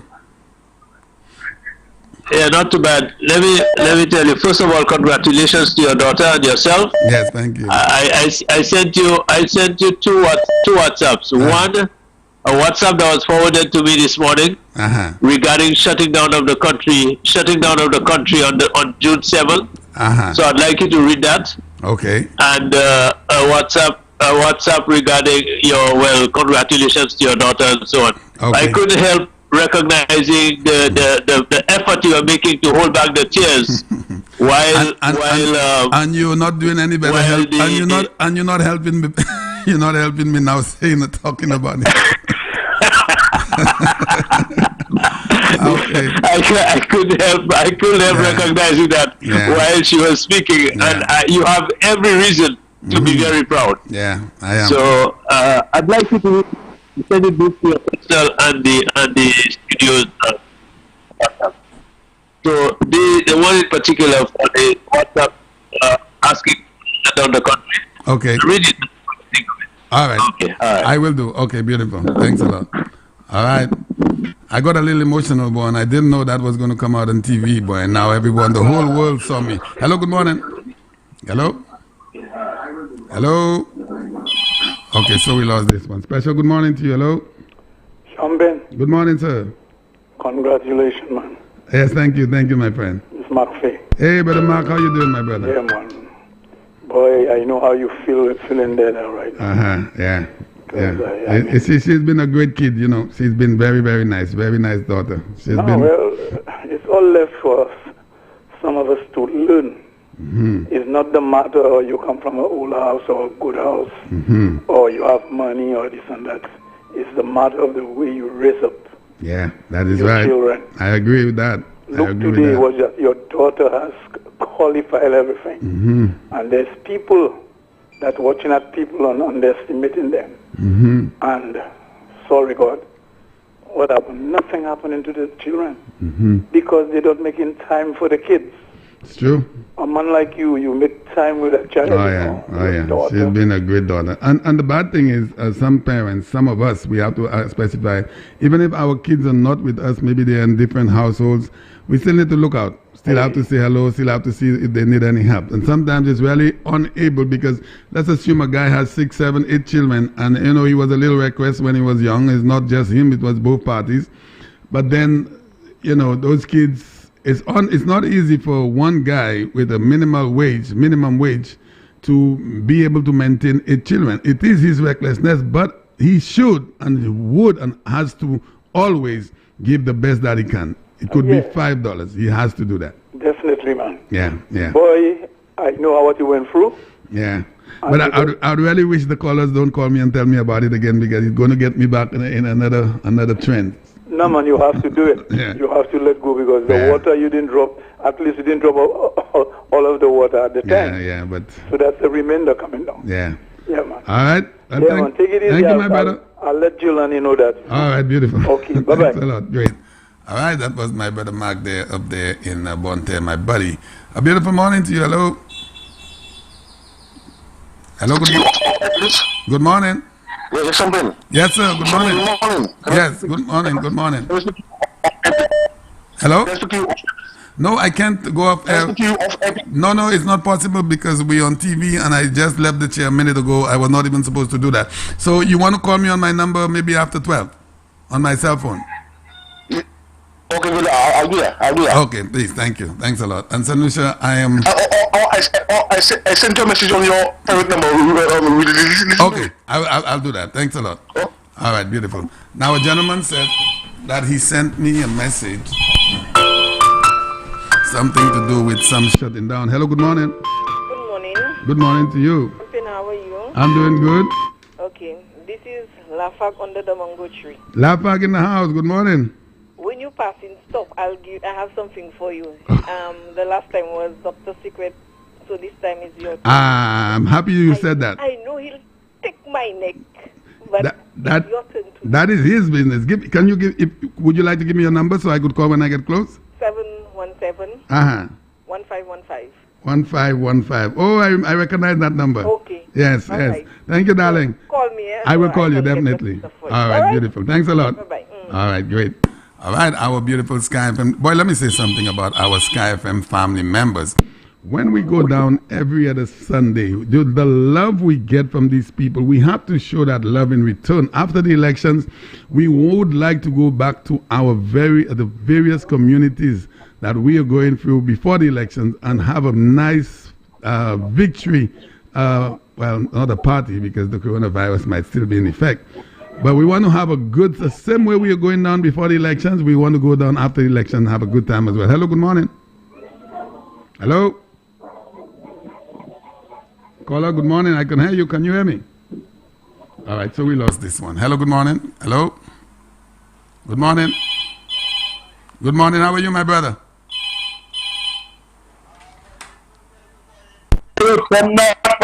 Huh? Hello. I can hear you. Go ahead.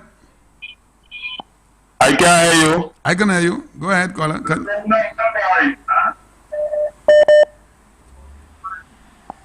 Hello? I can hear you. Go ahead. Family? I hear you. Well, go ahead. I can hear you though, family. I tell you, April gave you 10 nuts. Yeah. She did. Yeah, 10 not is joke. But she's a great kid. Great kid.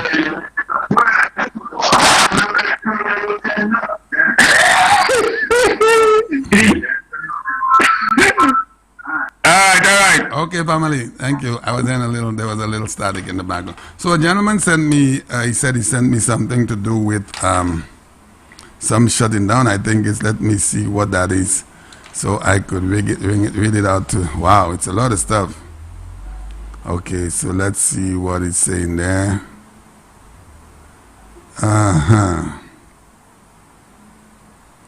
Operation Save Fair Helen, it says that St. Lucia, if Alan Shastry does not indicate clearly his intentions and date for elections in accordance with the St. Lucia Constitution by midnight, June 7, 2021, shut down the country.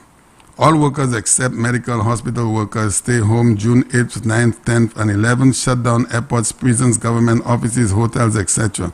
Purchase groceries and necessities ahead of June 7th. Can you imagine this?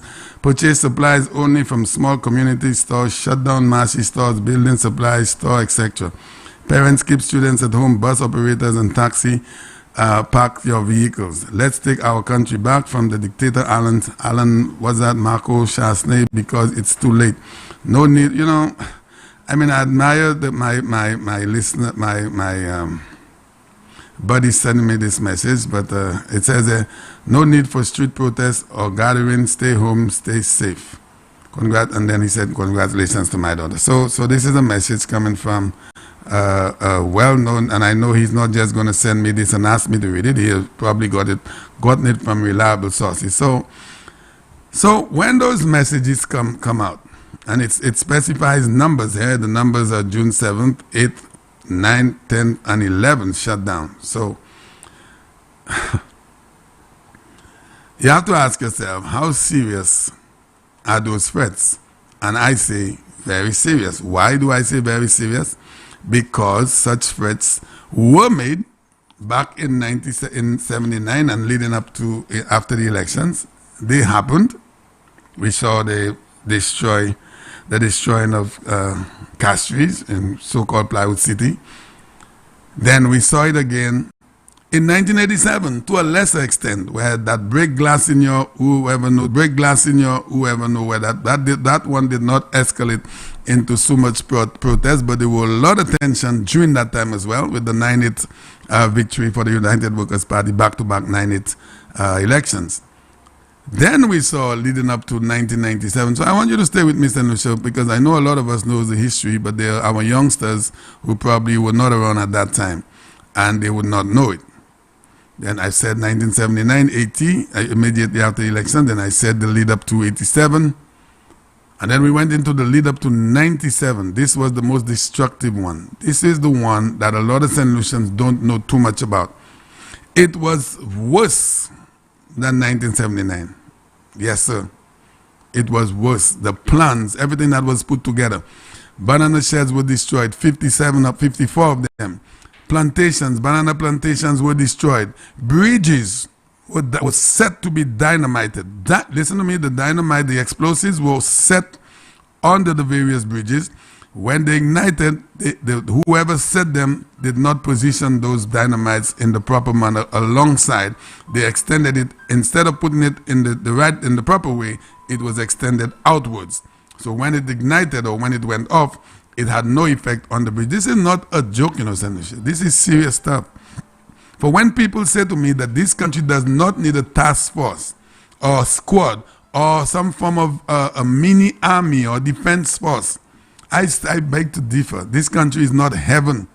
St. Vincent has it, Barbados has it, Dominica has it. Why the H that St. Lucia has not put together when we know of all of the destruction that we have had prior? I don't understand it. I don't understand why people continue to think St. Lucia will have its problems, just, iron off its problems and drive into the sunset. Ti paradise la nou ni la, c'est pas un ciel lié. This is not heaven anymore.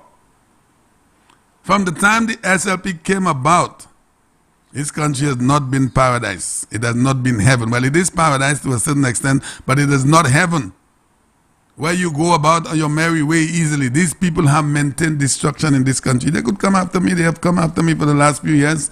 Bojo qui savent tout ça qui savent la terre. Okay? And listen to me. I have said to myself, will I die? It's inevitable. I will die. Do I want to die? No. But one of these days, my time will come to an end on this earth. But I'm not saying anything up here to offend anyone in any way with untruths. What I'm saying is the actual fact, is the truth. These people have brought about destruction on this small, beautiful paradise island of ours. One side, not UWP. And I made the question, I said it yesterday. There is no past prime minister on the Labour Party side that not one pebble was thrown after him on a political platform. Not once.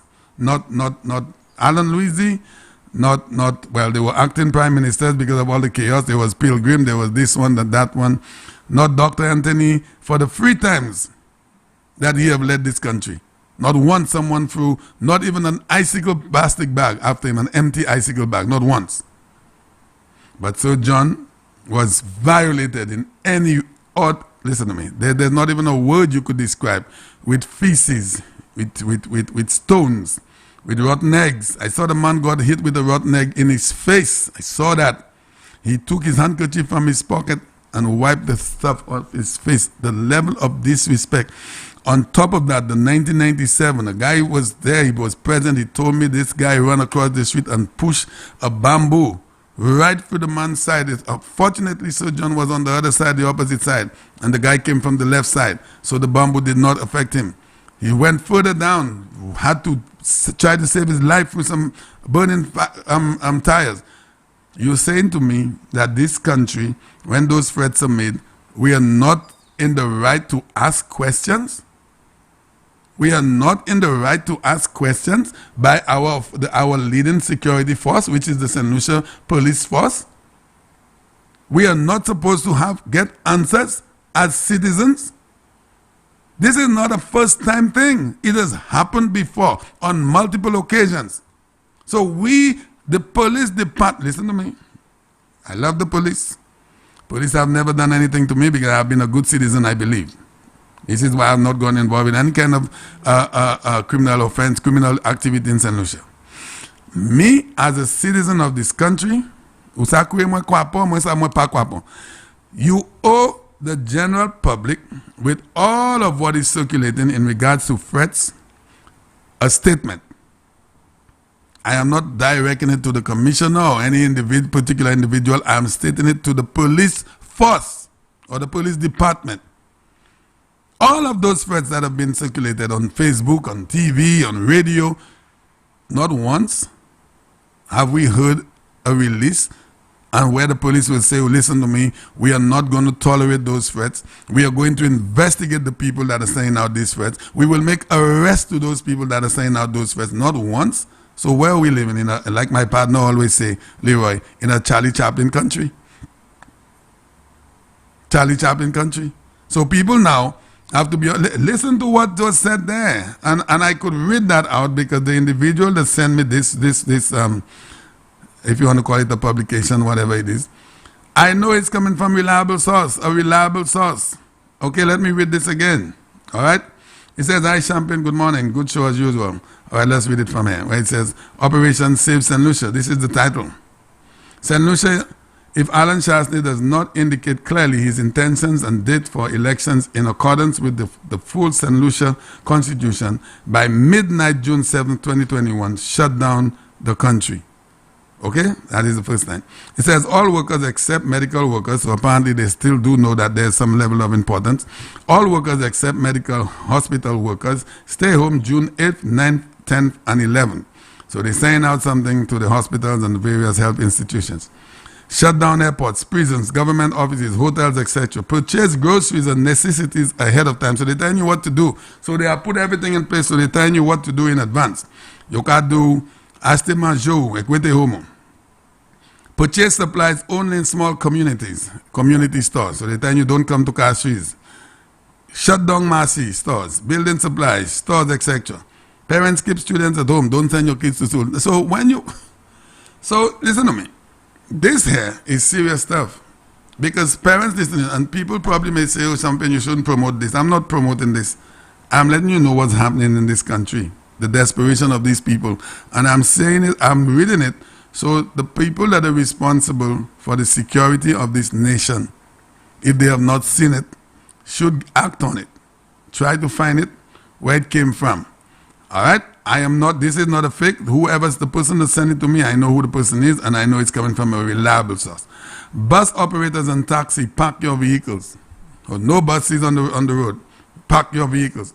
Let's take our country back from the dictator Alan Shasney before it's too late. All right? It's ideal, right? Okay? Now, when you hear those things, based on the current, the previous threats, are you going to take this lightly? Are you supposed to take this lightly? Are you supposed to just sit down and say, Maji se buksa kapale. Maji se buksa kapale. Really? Really? Maji kapale? You think kapale Maji in 1997? You think kapale Maji in 79? You think kapale Maji? Immediately after the defeat of these guys in 2006, I think the election was held, I think, if I'm not mistaken, in November.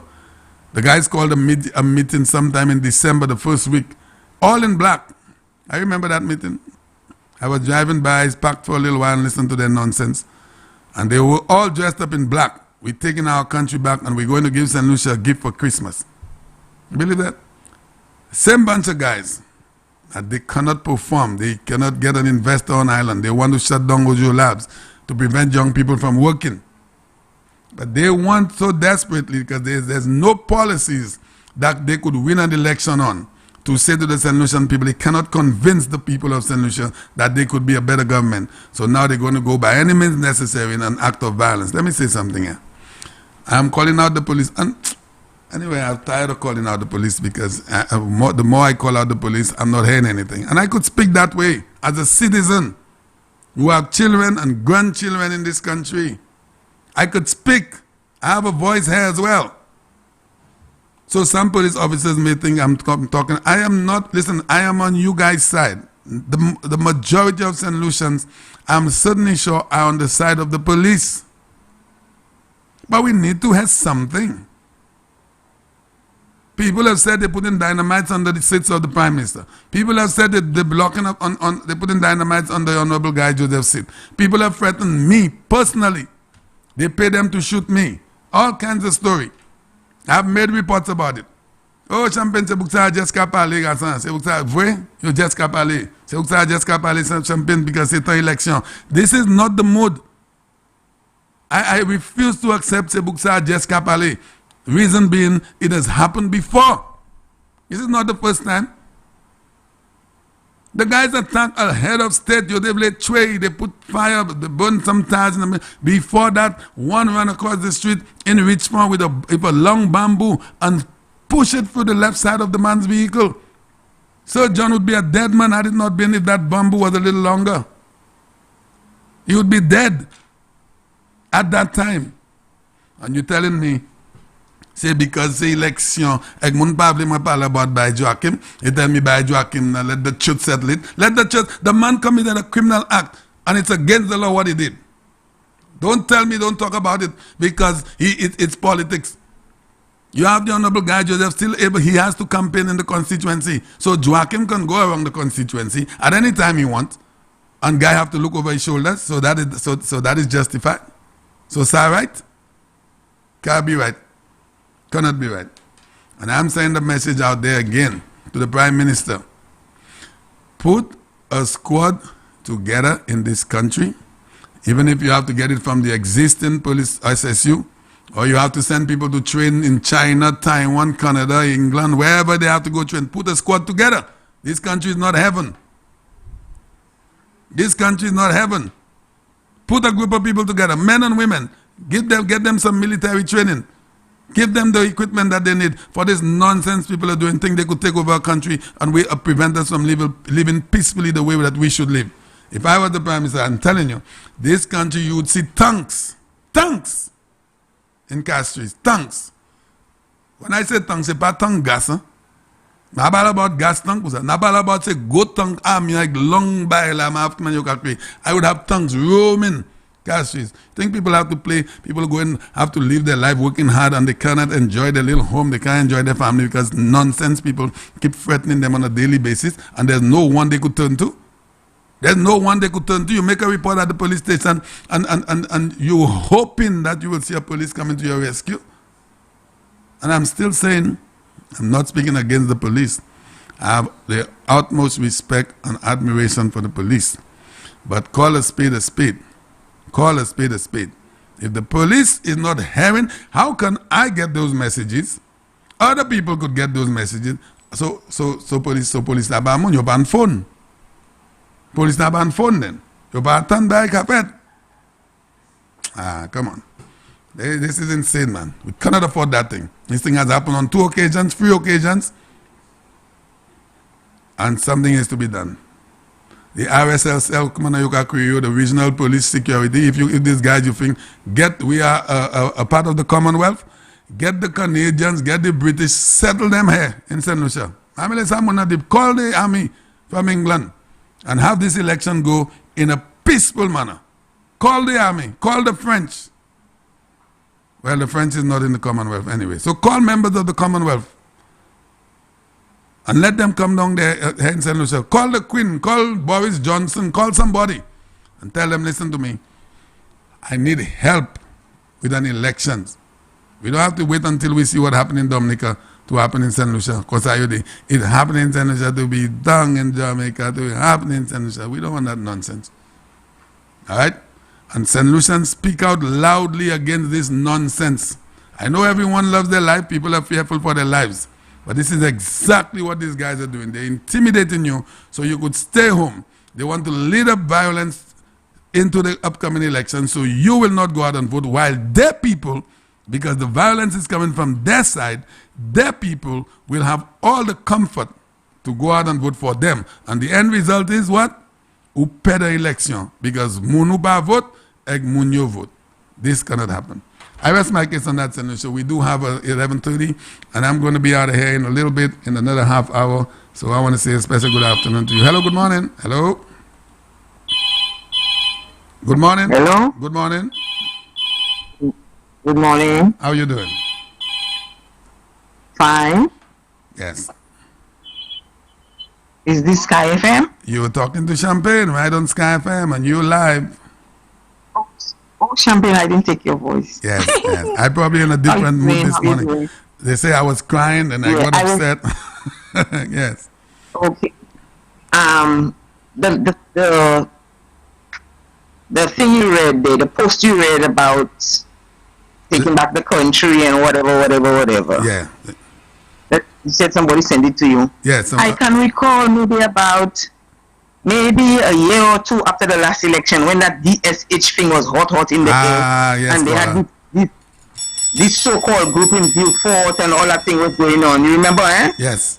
There was something like that thing. Mm-hmm. And it was alleged that it originated in the South, where there were policemen and teachers and all kind of people involved in it, that they were going to come to catch. The same kind of thing. Mm-hmm. And what happened? These people just trying to intimidate people.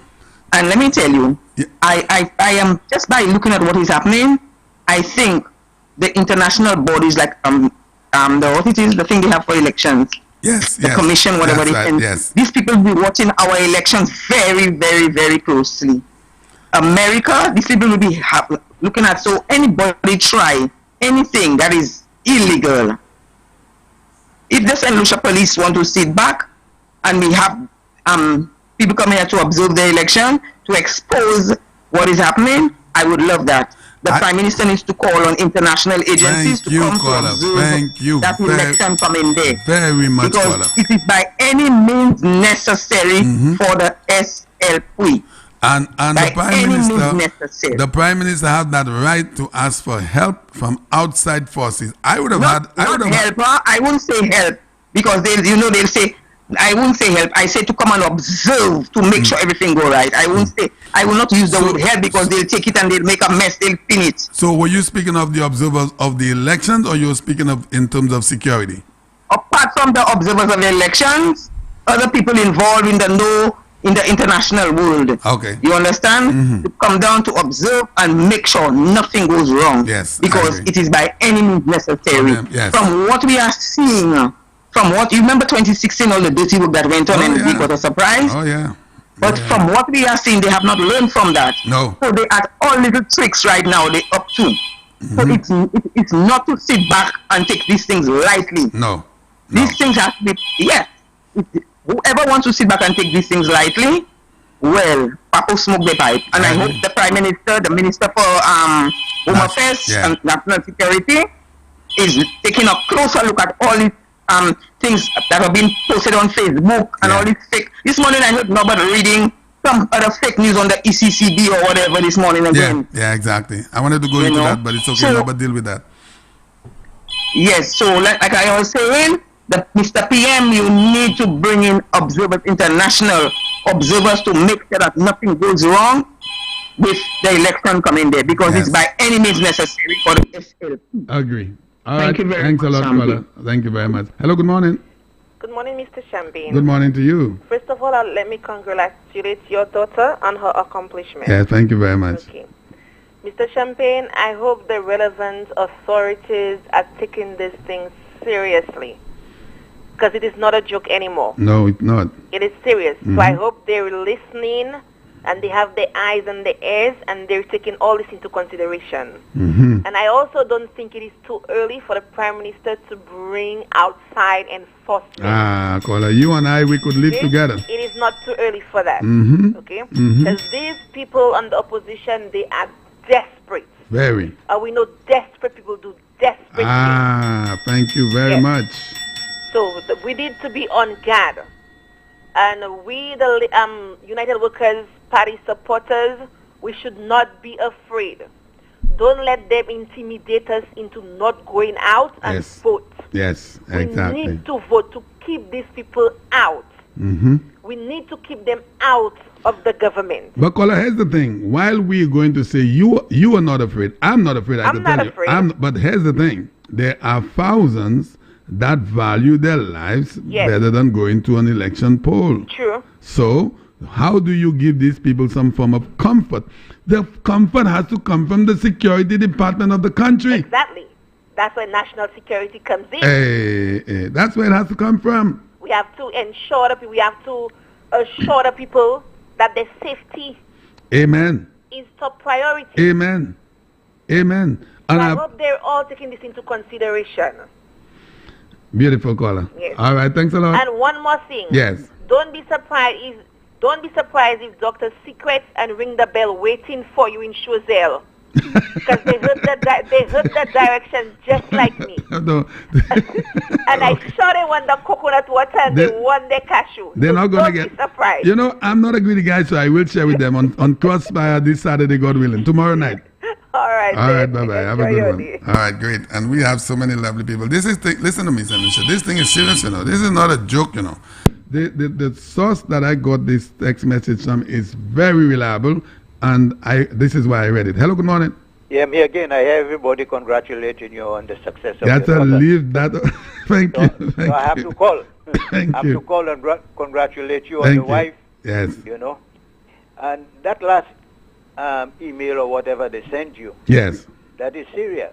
Of course it is. And about a month ago or 6 weeks ago, I did say that the Prime Minister need to contact the British, Americans, Canadians. Yes, sir. Start talking to them. I agree.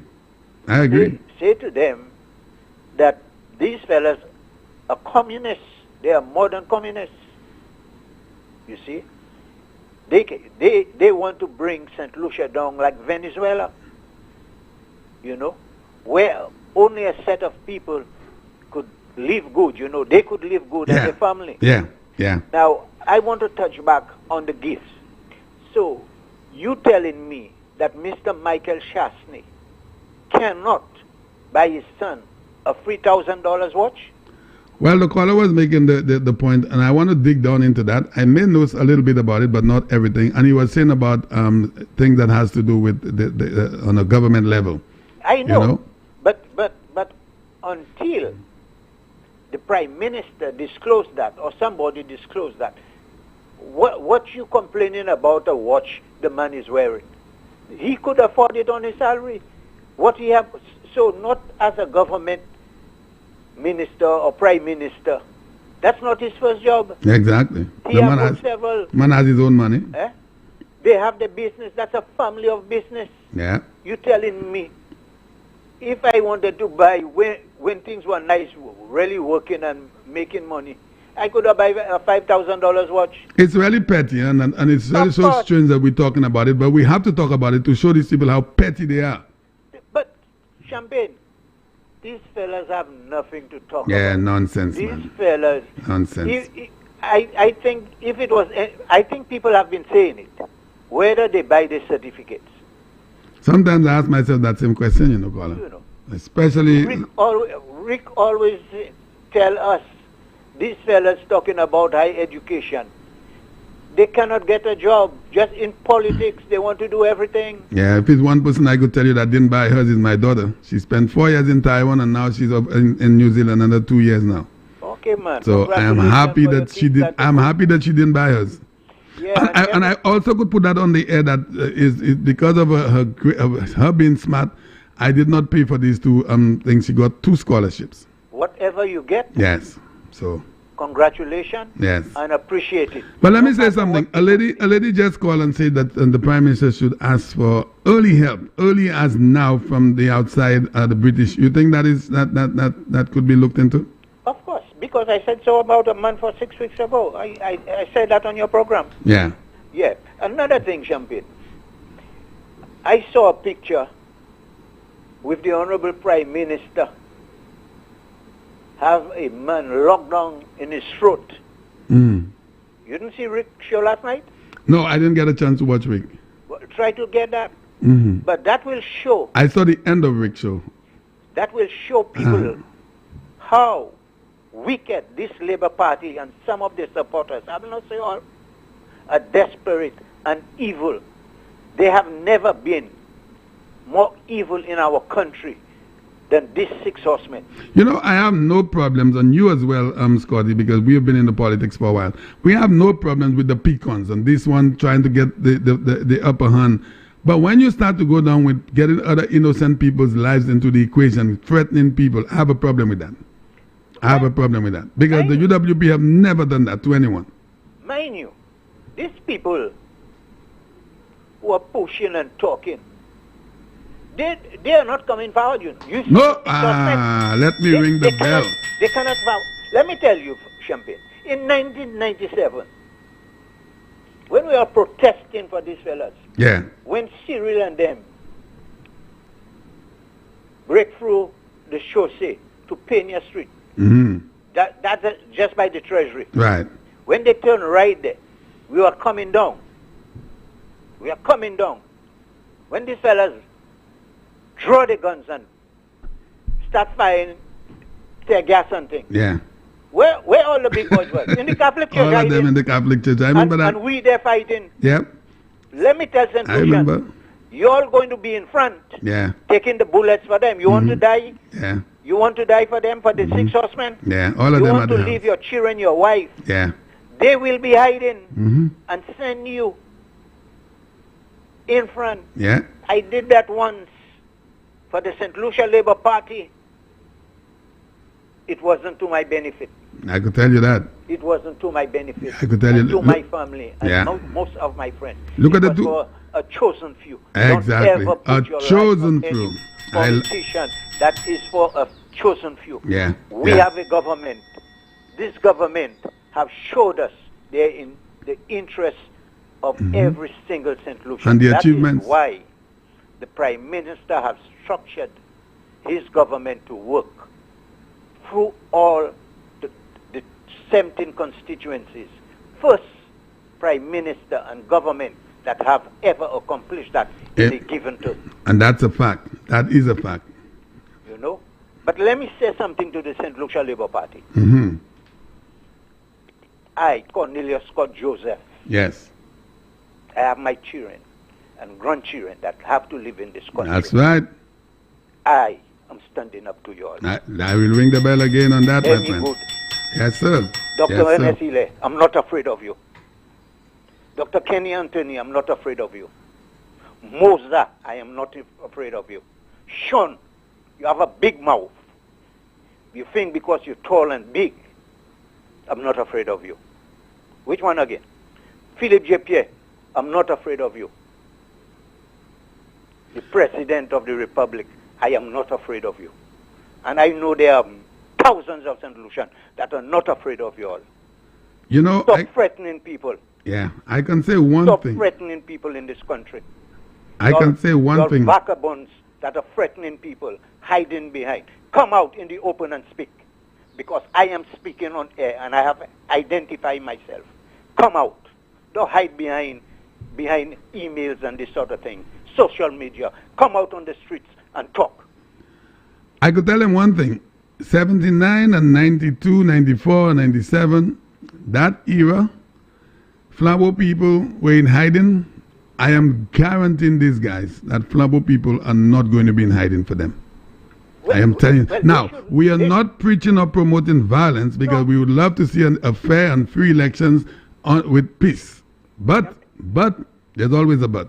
Champagne, my wife, my son, and my grandchildren, you play with me, don't play with them, you know. I agree, my friend. I agree with that. Support that. You play with me, don't play with them, you know. You have to kill me first, you know. Mm-hmm. You have to kill me first. Let the 6 horsemen know that. Do all what they're doing. Plan all what they're planning. But leave my family alone, you know. Yeah. All these fellas is mouth they have. Come on. You all are educated. You all have doctorates. Come on. Give St. Lucian a plan. Say what you're about to do. Say what you could do. And let us vote on that. Develop this country to make a difference that's right. in the life of my granddaughter. And let us judge on your policies. Let us judge. Yeah. Put out your policies. Yeah. You have doctorates boasting Yeah. that you came first and you give other people preference, Yeah. preferential treatment. I'm telling you, Scotty, they are missing the prestige. There are a lot of people that are missing the prestige in that Labour Party. Flying first class, not even knowing every time they fly $10,000 in their pocket as allowance. How much did they spend to go to Monaco? Boy, did they give an account we never of got the that money bill. they spent? Never. They hate white people and they were among white people. The only, listen, I want to say, now the only colored people that were there was who? I Them. saw Bowington, another fella they were playing. Yes. Taddy, Dr. Ernest Healer. That's right. Dr. Kenny Anthony. There were about 5 or 6 of them. And McNaughton McLean wife. Yes. This I saw. Apart and they were from among all white people. everybody else They that was was in there. a foreign country. Are they not foreign? Exactly. These are the same people they don't want to come to St. Lucia. Double standard guys, man. Double standard. The Double happy life standard. is for them. You know, as I always say, man, I remember that old saying, never see come to Come see see, get come crazy. crazy. All right, my brother. Okay, take Have a care. great weekend. Beautiful. All right. Special good morning to you, St. Lucia. Don't forget, I have another 13 minutes into the program. Hello. Good morning. Good morning, Champagne. And to you, sir. How you doing? I've been trying to call you for so long. First of all, you had me on hold. You had me on hold, and when you finished with the other call, you cut off the line. Well, maybe I thought you had hung up. No. Okay, But sorry I about called that, you my friend. because I'm busy at work, as you know. I'm not like... You don't have free time like me. I don't have free time like you. Listen, I got a call from Canada telling me about what they heard about your daughter. Yes. And I said, well, I have to call you and compliment you. Yes, thank you. So I started to listen from the time I didn't even hear the recording. Okay. Right? But so I want to compliment you, congratulate you and your daughter. Thank you, sir. But more to it than that, I hear we have a date this afternoon. Well, the date is. I thought. Yeah, aren't we going down the coast this afternoon? Yes, I am. Yes, I am. You want to join? You're not invited any of your friends? But here's what happened. The persons that called me didn't ask me to bring anyone. They told me to come alone. Well, I thought that you would always call and say, listen, man, I don't like to drive alone. You know what I'm going to do? I'm going to try to get enough stuff so I could bring back to share. How's that? No. Thank you very much, Champagne. The last time somebody gave you sugar apple for me, I never got it. The sugar, they got overripe, so I had to throw them away. Since when you have to throw away right sugar apples? They got overripe. Champagne, Yes, Champagne, I have used those tricks already. Yes, sir. I don't want you to go and bring anything for me. I want to go for it myself. Okay, all right. Anyway, that's just a joke. But I had to call you to congratulate you. Okay. Have you heard anything in regards to a shutdown by some people of the country? And listen, I don't listen to it. Sometimes, Champagne, I have better things to do. I'm an active person doing a lot of work. Right. I don't have time to listen to a lot of nonsense. You know? Okay. And you know it's going to be, and you know that the things you hear is going to be every day. From one to the next. All right? Yeah. Good. Well, if I happen to run across some sugar apples, I will reserve the biggest one for you. Boy, I hear, but I'd have to see the others to know if it was the biggest one. Okay, my friend. Okay, thank you, sir. Have a good one. And that was our brother Lionel Ellis. He's going to be here tomorrow morning with the program Rise and Shine from 8 up until 1:30. And you have an opportunity to win a beautiful prize on Brother Lionel's show. Good morning. Hello. Yeah, Mr. Brother Champagne, what's up? I'm good, my friend. Good morning. Congratulations. Thank you, sir. Thank you. Like I always tell you, brother, that there's more to come for you. No, thank you. That's just the tip of the iceberg. I mean, All right. start with your kid. That's to show you that loving person you have always been. Exactly. Thank you. A man who raised Thank you. without a mother. And for you to raise your children to reach that Amen. top of that mountain, my brother. Amen. I mean, you gave me, when I heard that this morning, I get a little shock. No, but if you shock, you'll fall. Stay up because you must hear what's going on. Yeah. You know, when I heard a young lady talk, man, Beautiful I said, kid. no, that's a gift of God. That's Beautiful a gift by kid. God. Yes. Yeah, so I want you to be proud of yourself Yes. and your family, my Thank brother. you. Thank you. No, it's not when you have millions of dollars and you have big motor cars, you have this and driving, hoping people go look up to you. That's right. Not what it is. That's right. You see that little thing, more people go have more respect and more people will kind of fall in love with you as a man and as a father. Yes. Thank you very And much. God gives you that gift. But anyway, I don't want to stay too long on that because, emotion, these things, I'm not up to that today. And I don't want yourself to be into it. You understand? Yes, my friend. Let me say something to you. That every time I hear nonsense about Alan, it comes to trigger me.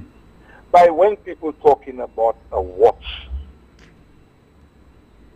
that a man don't even care what he have on him to give to you. Exactly. This is, I'm not talking about as politics, I always tell people, I know that man way back. Right? Sometimes I believe to myself, I say, but why he, to me, how can he have me as a friend? I'm saying that to myself.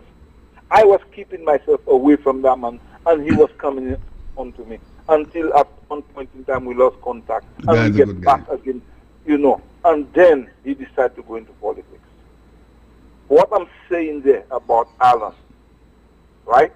I can say it in front of his father, in front of his mother, in front of his wife. Alan, and they can prove me and tell me, Conrad, you're wrong. I am telling you, and they can never say I am wrong about him. You see, when it comes to vanity and wealth of this world, that man, these things mean nothing to that man. Right? And I can say certain things that may have surprised me on. Yeah. That's why I'm telling people, when it comes to money and people go say, oh boy, make a door in money and everything, so make don't even care what he drives. Yeah, I believe when you're right. fellas were going for sport cars and everything, so you ever heard that Alan Shasta in sport cars with fellas and I never know him so? You're right. I don't know if there is something about it. I don't, but I'm telling you what I know about him that never comes up to me. Yeah. So when people talking about a watch, first of all, right, I want you to look at his background. His father was a millionaire.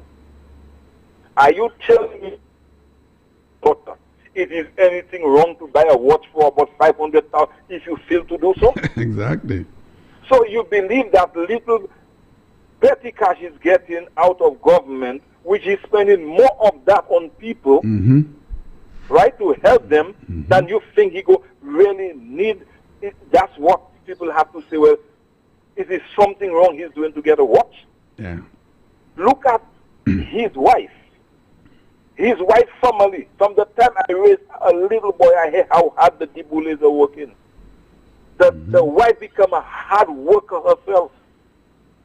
Right? That if she decide to buy her husband, I'm putting it so, I know her you're right. husband a watch. You're right. Is there anything wrong? Because she never sits You're right. and depend on any government. The Dibules have never done that. You're right, my brother. You're right. If you remember Raquel's father was a minister. That's right, of commerce. And he didn't, and he as if, I don't even know how to put it. He went as a minister and never received a cent from government. Right? They was not paying him. I recall something so because I used to say, but how can a man do that? I don't know if you can remember that, Champit. Of course, listen to me, caller. Right? I know He what's didn't happening in this take a country. payment from government. Yeah. He donated his time. C'est pas n'importe nom qui fait ça. You see what I'm saying to you? So those, I mean, on both sides, I want people to look at those families. Not that they just want to see this country go forward. You see, Champagne, you see, Alan, you see that? He'll have a shoe on his feet. And you say, boss, that shoe look nice, but I don't mind getting it, huh? Let me tell you something. We have a janitor here, a lady that comes in every other week. And she grew up in the Mont Latoc area. Are you aware that the Prime Minister lived there for a little while, right there on top of Mont Latoc? His dad had a house there. Now, there was a cherry tree, and the lady brought me there to see the cherry tree. The cherry tree is still there. She said to me that Alan, at about 8 or 9 years, because it's a high wall, after school, he would go climb the tree and shake the cherry tree so all the cherries could fall so they could collect it. She told me that this man had love from the time he knew himself. This man was a loving person, and he's still a loving person. St. Lucians don't know the man. They don't know the man. Let me tell you something. I have fellows who tell me about him. And when they tell me, I said, okay, you know what? I'll be with him. You know what happened? Come. I say nothing. I just show them how to meet up with the man. And after they come and say, Gaston, I can't believe that. But how can they say negative about the man like that? Labour Party. The man is not like that. The Labour Party. The man. You see, even Jealous, guys. Jealousy. Jealousy. Let me tell you something. Jealousy. I am saying to the public, right, what they think about Alan as a wicked, that is how the Labour Party learned how to hate people. Jealousy. And they are so much of a good painter. Jealousy. That now, when they're painting, it cannot stick anymore because God knows how to get the paint out of people. Jealousy. By the time it dry, it's falling apart. Yeah, you're shallow. You see? Shallow, no, right? no. But what I am saying to you, it is time for them to stop that violence thing that they're trying to raise in that country. And there is something I could say that is wrong with the Labour Party. Because everybody that joined the Labour Party, after a while they become like a radical. Oh, yeah. And I don't know what is you get poison. If you watch Peter Josie, now you could see Peter himself is talking about God and everything is God. Because when he was on the Labour Party, he was a radical. Yes, he couldn't see the light. Okay? If you look at yourself too, Connie, you as well. Well, I'm coming. I only have 2 more. I only have 2 more minutes. Huh? Okay, give it to me. Yeah. What I'm saying that to you, if you watch Mr. Julian Arwant, Mitt was a loving man. Yeah. And everything so.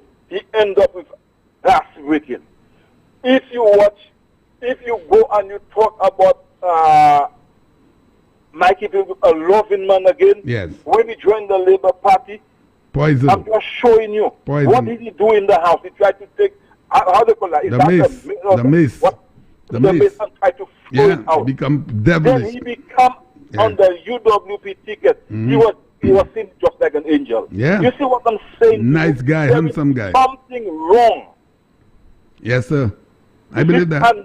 And I'm saying that to Sean Edwards. I believe he should get out of that. He doesn't look like that person. Yeah, well, looks a deceiving God. No, it's never too late because Mikey was there. He came on the other side. He can probably do the same. Yeah. What I'm saying to you, these fellas, I don't know what's going. Prayers, and I think they need prayers and prayers and prayers. Well, listen, and I think they're supposed to be praying. You have a program with me next week, and so choose which day between Monday, Tuesday, and Friday. Okay? One thing, you know the good thing about you, boy. Yeah. You didn't go to college, you didn't go to university to learn the job you're doing there. But you see, I can send you anywhere out of that world, out of St. Lucia to represent anyone. Thank you, my friend. You know how to fit things inside of the skin. It's because but anyway, the great I one. understand you. I will call you my brother. All right, thanks a lot. Have a great weekend. Congratulations on the behalf of my daughter. You and your daughter. Thank you. And your family. Thank you, my I hope there'll be more to come. Amen. God all bless, right, beautiful.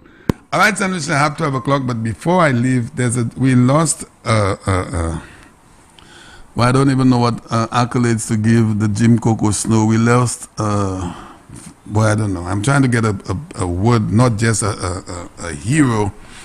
We lost a human being in the person of Jim Coco Snow, a gentleman that I happen to know very, very well.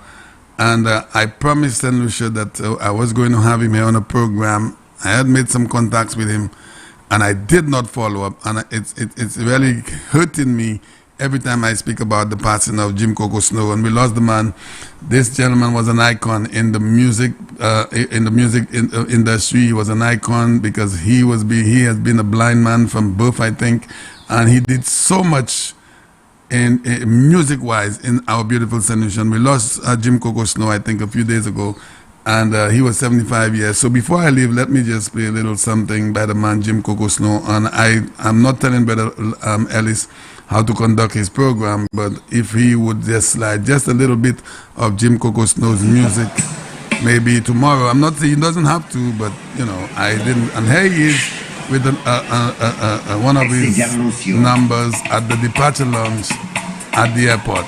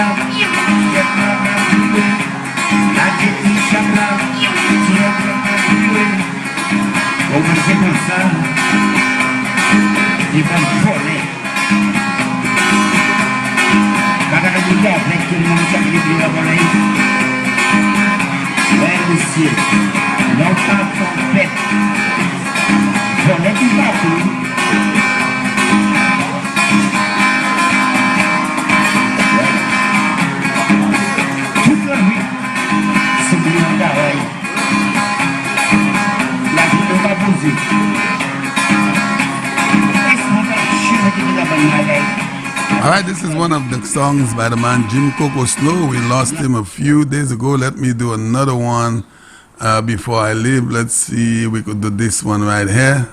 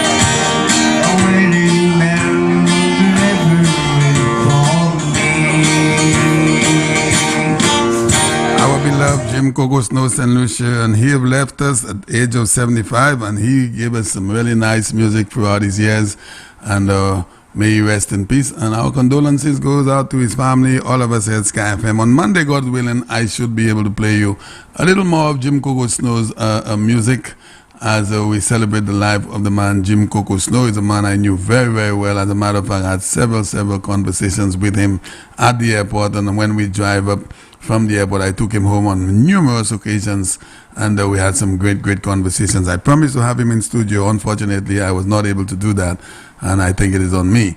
But we will never forget the man. The man was a great icon for our beautiful St. Lucia, and we have lost him, and our condolences goes out to his entire family. All right, St. Lucia, don't forget the Father's Day Bingo coming up on June 19th, and I could tell you, St. Lucia, there are prizes that you would not believe. The mothers might even be jealous because they are way bigger prizes. I don't want to blow the bubble, burst the bubble at this time, but they are beautiful prizes for the Father's Day bingo coming up on June 19th. Cards goes out for one card for $10 and 3 cards for $20, and you want to be part of this because there are some great prizes. I said that this was I'm going to be out in a little bit. Let me just do this last call, and then I'm going to say my goodbyes. Hello. Hello, good afternoon, my love. Good afternoon, how are you? Proud on your daughter. Thank you very much. Yes, okay. Mamãe Flabo, all the way. No papel, all the way. No papel, We're going to dump them. We're going to do that. We are definitely going to do that. Dump them. And yes. as long as we have Sky FM, we will encourage our people to stay strong, to be brave. Yes, and my that love. will be the difference. Yes, my love. Yes, darling. All right, have a good weekend. Yes, you too. All right, bye-bye, Dudu. All right. All right, Sanusha, let me say thank you very much for tuning in once again into Sky FM. Don't forget the rest of the programming for this afternoon. And the man, Dr. Secret, comes in at about 4:30 to continue the batting, and then the man ring the bell. Tomorrow, Crossfire at 8 o'clock. Boy, it promises to be hot. We are going to have a party up here, we promise, with the Baha, the conch shells, the tambour, or the drums, everything, the shack. Tomorrow evening, myself, Dr. Secret, ring the bell, Brother Herod, and Brother Norbert Williams, we will be in studio to bring you all of the information, all of the lies, the threats, and everything else. And then we're also going to have some good times up here. So join us tomorrow evening on Crossfire. This is when you're going to hear this voice again. Until tomorrow evening, when you're going to hear me again, Sanusha, you do have a great afternoon and enjoy the weekend. Don't forget, there's a prayer for the nation this Monday. It's going to be a holiday. Prayer for the nation on NTN. You do join in. Let us pray for our beautiful Sanusha. Until tomorrow, you enjoy the Good Friday. Thank God, and we'll talk to you. Hello, welcome to the program Champagne in the Morning with yours truly, your favorite guy, Champagne. Join me here every morning from 8 a.m. until 12 noon. We're also live on GBD channel 115 and live stream on the internet. Join me as we discuss all of the current events of our beautiful country and around the world. You too could get into the program by calling in 456-0931 or 485-0931. Thank you for tuning in. Join me 8 a.m. to 12 noon.